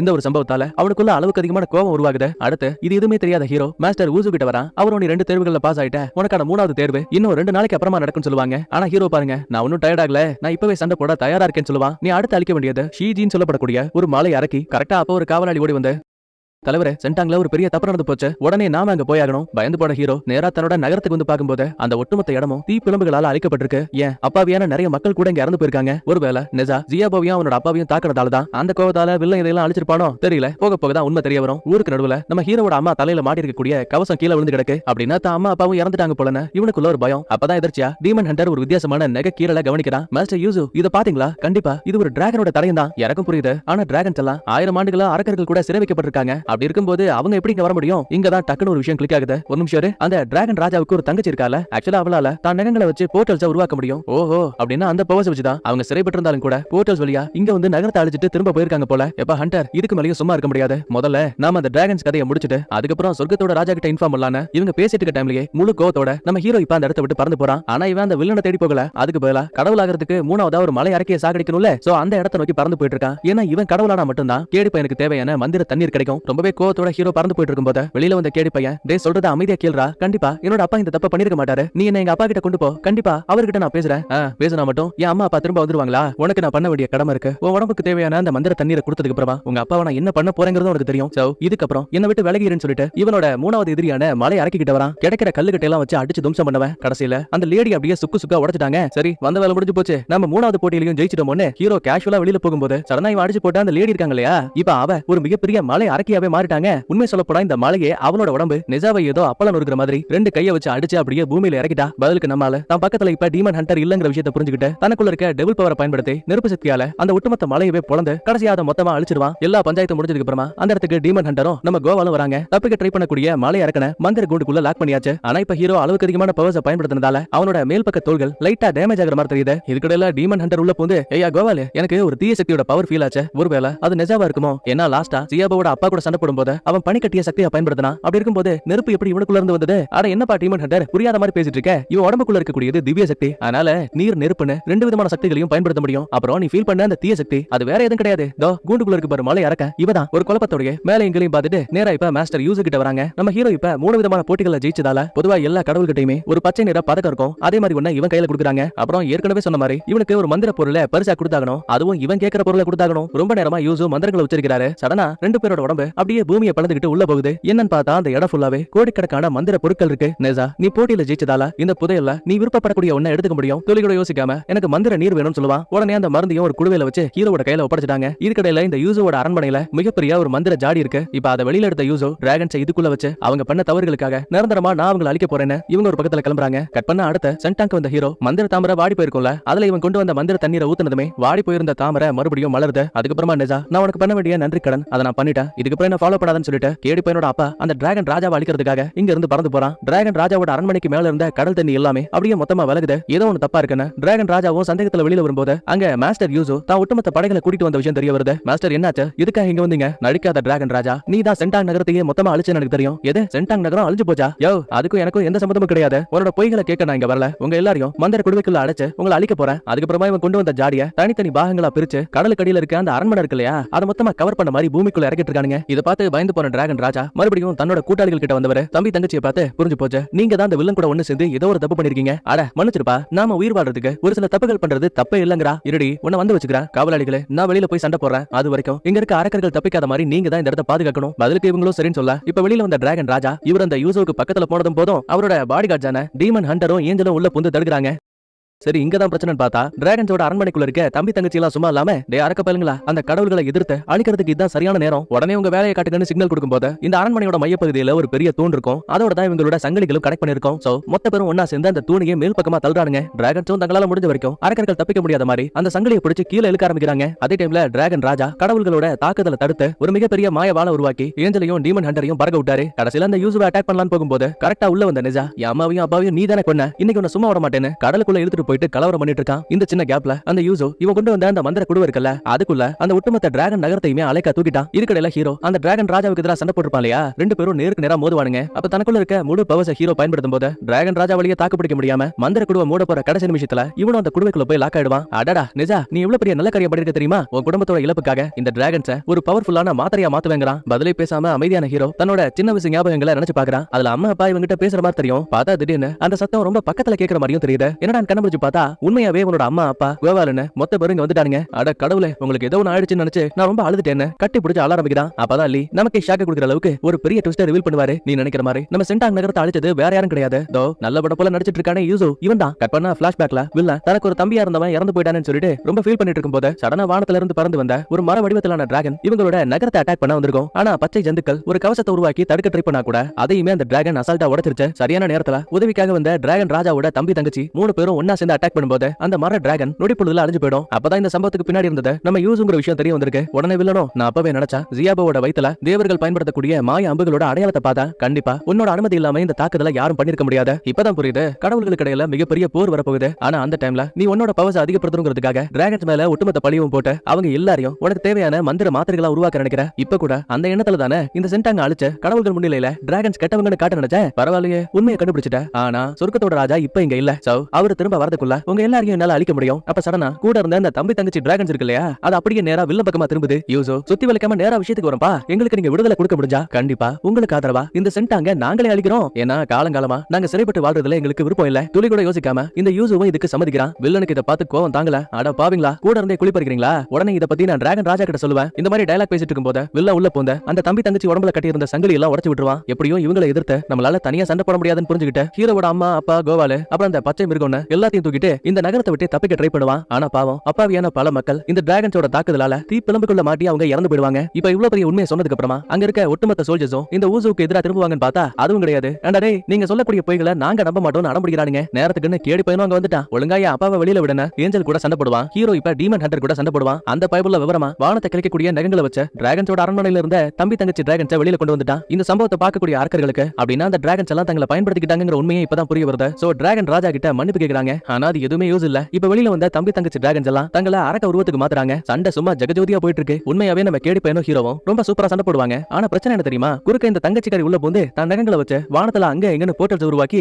எல்லா திசைகள்ல இருந்தும் தான் பிரதர்ஸோட உதவியால அட்டாக் பண்ணிட்டு இருக்கா. பாவம் இதுல நம்ம கோவால் வேற அந்த டீமன் ஹண்டர் கிட்ட மாட்டிக்கிட்டான். அம்பான அம்பு விட்டுட்டு இருக்கான். ரைட்ரா, இப்படியே போனா கண்டிப்பா நம்ம தோத்து போயிடுவோம். சோ தந்திரங்களால தான் இவங்களை ஜெயிக்க முடியும்னு நெசாவும் கேடி பையனும் தான் நீர் நெருப்பு சக்தியை வச்சு அந்த இடத்துல புகையை உருவாக்குறாங்க. ஹீரோவுக்கும் கேடி பையனுக்கும் உருவத்தை மாத்தக்கூடிய பவர்ஸ் இருக்கு. சோ அந்த கெட்ட டிராகன்ஸ் இருக்கானுங்கல்ல, அவனுங்க போலவே உருவத்தை மாத்திக்கிட்டு ஒவ்வொருத்தங்க கதையா முடிச்சிட்டு இருக்கானுங்க. இந்த பஞ்சாயத்துக்கு மத்தியில இந்த யூசோ தனக்குள்ள இருக்க பவர்ஸ் வச்சு இவன் அந்த மந்திர குடுவைக்குள்ள இருக்க டிராகன்ஸை பவர்ஃபுல்லான மாத்திரைகளா மாத்துறதுக்காக சொர்க்கத்தோட நெருப்பை உருவாக்குவான். உடனே அரக்கர்கள் ஒருத்தன், ஏப்பா நம்ம தீ பிளம்பலையே வாழக்கூடியவங்கப்பா, இந்த தமத்தோட நெருப்பு என்ன பண்ண போதுன்னு லைட்டா டென்டகல்ஸ் நீட்டினதும் போதும் அது அப்படியே பொசுங்கி போயிடுதுங்க. ஏன்னா சொர்க்கத்தோட நெருப்பை யாராலையும் தாக்கு பிடிக்க முடியாது. வெளியில இருக்க ஹீரோவும் கேடி பையனும் அட் டைம்ல இந்த யூசோவை அட்டாக் பண்ணுவாங்க. ஆனா இவன் ஏற்கனவே நம்ம ஆளுங்களுக்கு தெரியாம இவங்க உடம்புக்குள்ள ஒரு சின்ன விஷத்தை வச்சிருக்கான். சோ கரெக்டா பக்கத்துல வரும்போது அந்த விஷத்தை ஆன் பண்ணுவான். இது மூலமா உடம்புக்குள்ள பல்லாயிரம் ஊசிகள் இறங்குது. இங்கதான் கோவாலுக்கு விஷயம் புரியுது. முன்னாடி சீன்ல 3 போட்டிகள்ல நம்ம ஹீரோ ஜெயிச்சதுக்கு அப்புறமா யூசு ரொம்ப நேரமா ஹீரோவுக்கு முன்னாடி ஒரு மந்திரத்தை போட்டுருப்பாரு இல்லையா? அப்ப அவனுக்கே தெரியாம உடம்புக்குள்ள ஒரு விஷத்தையும் வச்சிருக்காரு. கேடி பையனும் ஹீரோ உடம்புக்குள்ள ஆன்மாவா இருந்திருப்பான். சோ அவனுக்குள்ளயும் அந்த விஷம் பரவி இருக்கு. இன்னும் தெளிவா சொல்லணும்னா நம்ம ஹீரோ ஒரு டீமன் சக்திங்கிறது ஏற்கனவே இந்த வில்ல பையன் யூசுக்கு தெரியும். அப்புறம் எதுக்கு ப்ரோ அவன் சும்மா விட்டான்னு கேக்குறீங்களா? ஏன்னா அப்பதானே ஹீரோவை பயன்படுத்தி டிராகன் ராஜாவையே அழிக்க முடியும். அதுக்கப்புறமா நம்ம கோபால தவிர கேடி பையன் ஹீரோவோட அம்மா அப்பான மொத்த பேரையும் கட்டி அந்த மந்திர குடுவைக்குள்ள இறக்கிட்டான். ஆனா கோபால மட்டும் எதுவும் பண்ணல. ஏன்னா ஏற்கனவே சொன்ன மாதிரி இவன் கூட பிறந்த தம்பி அண்ணா இப்படி எல்லாம் பண்ணாதன்னு கெஞ்சுறான் கிளறான். ஆனா அது எதுவுமே வேலைக்கு ஆகல. மந்திர குடுவைக்குள்ள மாட்டியிருக்க அரக்கர்கள் வேற ஒன்பை ஒன்னா மாத்திரைகளா உருமாற ஆரம்பிக்கிறாங்க. இப்போதைக்கு தங்களோட உயிரை காப்பாத்திக்கணும் அப்படின்னா உடம்புக்குள்ள இருக்க உள் சக்தியை பயன்படுத்தினாதான் உண்டு. சரி, மத்தவங்க எல்லாம் டிராகன்ஸ் அரக்கர்கள், அவங்களுக்குள்ள பவர்ஸ் இருக்கு. ஆனா ஹீரோவோட அம்மா அப்பாவும் ஒரு மனுஷன் தானே, அவங்களுக்குள்ள கொஞ்சமான பவர்ஸ் தான் இருக்கு. சோ அம்மா ரொம்ப வீக் ஆயிட்டு தொப்புன்னு கீழே விழுந்துருவாங்க. செல்லம் உனக்கு எதுவும் ஆகாதுடா, நீ பாதுகாப்பா வெளியில போகணும், நல்லபடியா வாழணும்னு ஹீரோ பத்தி மட்டுமே கேர் பண்ணிட்டு இருக்காங்க. அப்பதான் டிராகன் ராஜாவும் லேடியின் ஹீரோ பத்தி நீங்க கவலைப்பட வேண்டிய அவசியம் கிடையாது, அவனுக்குள்ள டீமன் சக்தி இருக்கு, அதோட அடிப்படை பவரே நெருப்பு. சோ இங்க இருக்க சொர்க்கத்தோட நெருப்பும் நம்ம ஹீரோ உடம்புக்குள்ள இருக்க நெருப்புமே ஓரளவுக்கு ஈக்குவலான பவர்ஸ்ல தான் இருக்கு. சோ இவனுக்கு எதுவும் ஆகாது. அப்ப கரெக்டா உள்ள வந்த வில்ல கவலைப்படாதீங்க, எனக்கும் அந்த ரகசியம் தெரியும், அதுக்காக தான் தோ அவன் உடம்புக்குள்ள இருக்க நெருப்பு அணைக்கிறதுக்காக நான் ஒரு மருந்தை கொண்டு வந்திருக்கேன். இதை நீ சாப்பிட்டேன்னு வையேன், உங்க அம்மா அப்பாவை எதுவும் பண்ணாம விட்டுருவேன், அப்படி இல்ல மொத்தமா சோழியை முடிச்சு விட்டுருவேன். துளி கூட யோசிக்காம ஹீரோ அந்த மருந்தை சாப்பிடலாம் தான் நினைப்பான். ஆனா அதுக்குள்ளேயே அம்மா உள்ள பூந்து அதை கையோட புடுங்கி நெருப்புல போட்டாங்க. அடச்சி, நீ எல்லாம் ஒரு கடவுளா? குழந்தைகிட்ட போய் பேரம் பேசிட்டு இருக்க? நான் செத்தாலும் பரவாயில்ல, என் பையன் தப்பான எந்த ஒரு விஷயத்தையும் பண்ண மாட்டான். சரி அப்படின்னா உன்னோட இஷ்டம்னு யூசு அங்க இருந்து போனதுக்கு அப்புறமா அம்மா பாருங்களேன், தான் சாக போறங்கிற உண்மை தெரிஞ்சதுமே நெஜாவை டக்குன்னு கட்டிப்பிடிப்பாங்க. அம்மா இப்படி எல்லாம் பண்ணாதீங்கம்மா, என் உடம்புல இருக்க முட்கள் அது உங்களை காயப்படுத்தும், பரவாயில்ல செல்லம், இதான அம்மாவோட கடைசியா கட்டிப்பிடிக்கிறது, அதனால நான் எந்த வழியும் பொறுத்துக்க தயாரா இருக்கேன்னு கண்ணீர் விட்டு இவங்கால கை கட்டுற தூரத்துல இருந்தாலுமே அம்மாவை கட்டிப்பிடிக்க முடியலன்னு ஹீரோவும் அழுறான். ஒரு கட்டத்துல அவங்க உடம்பு அழிஞ்சு ஒரு மாத்திரையா உருமாறுவாங்க. இவ்வளவு நேரமா அமைதியா இருந்த ஹீரோவால இதை பார்த்து பொறுக்கவே முடியல. உள்ளுக்குள்ள கட்டுப்படுத்த முடியாத அளவுக்கு கோவம். இதை பார்த்த டிராகன் ராஜா, நெஜா அப்படி எல்லாம் பண்ணாத, உன்னோட உடல் கிழிஞ்சிரும். ஆனா ஹீரோ அதையெல்லாம் கேட்கவே இல்ல. தனக்குள்ள இருக்க முழு கோவத்தை பயன்படுத்தும் போது சொன்ன மாதிரியே அவன் உடலோட மேல் பகுதி சல்ல சல்லையா கிளியுது. சரி அப்படின்னா ஹீரோ இறந்து போயிட்டானான்னு கேட்டா கிடையாது. ஹீரோக்குள்ள 2 விதமான பவர்ஸ் இருக்கு. ஒன்னு இந்த குழந்தை வடிவம், இன்னொன்னு அந்த வயசு பையன் உருவம். இப்ப குழந்தை உருவம் தானே அழிஞ்சு போயிருக்கு, அதனால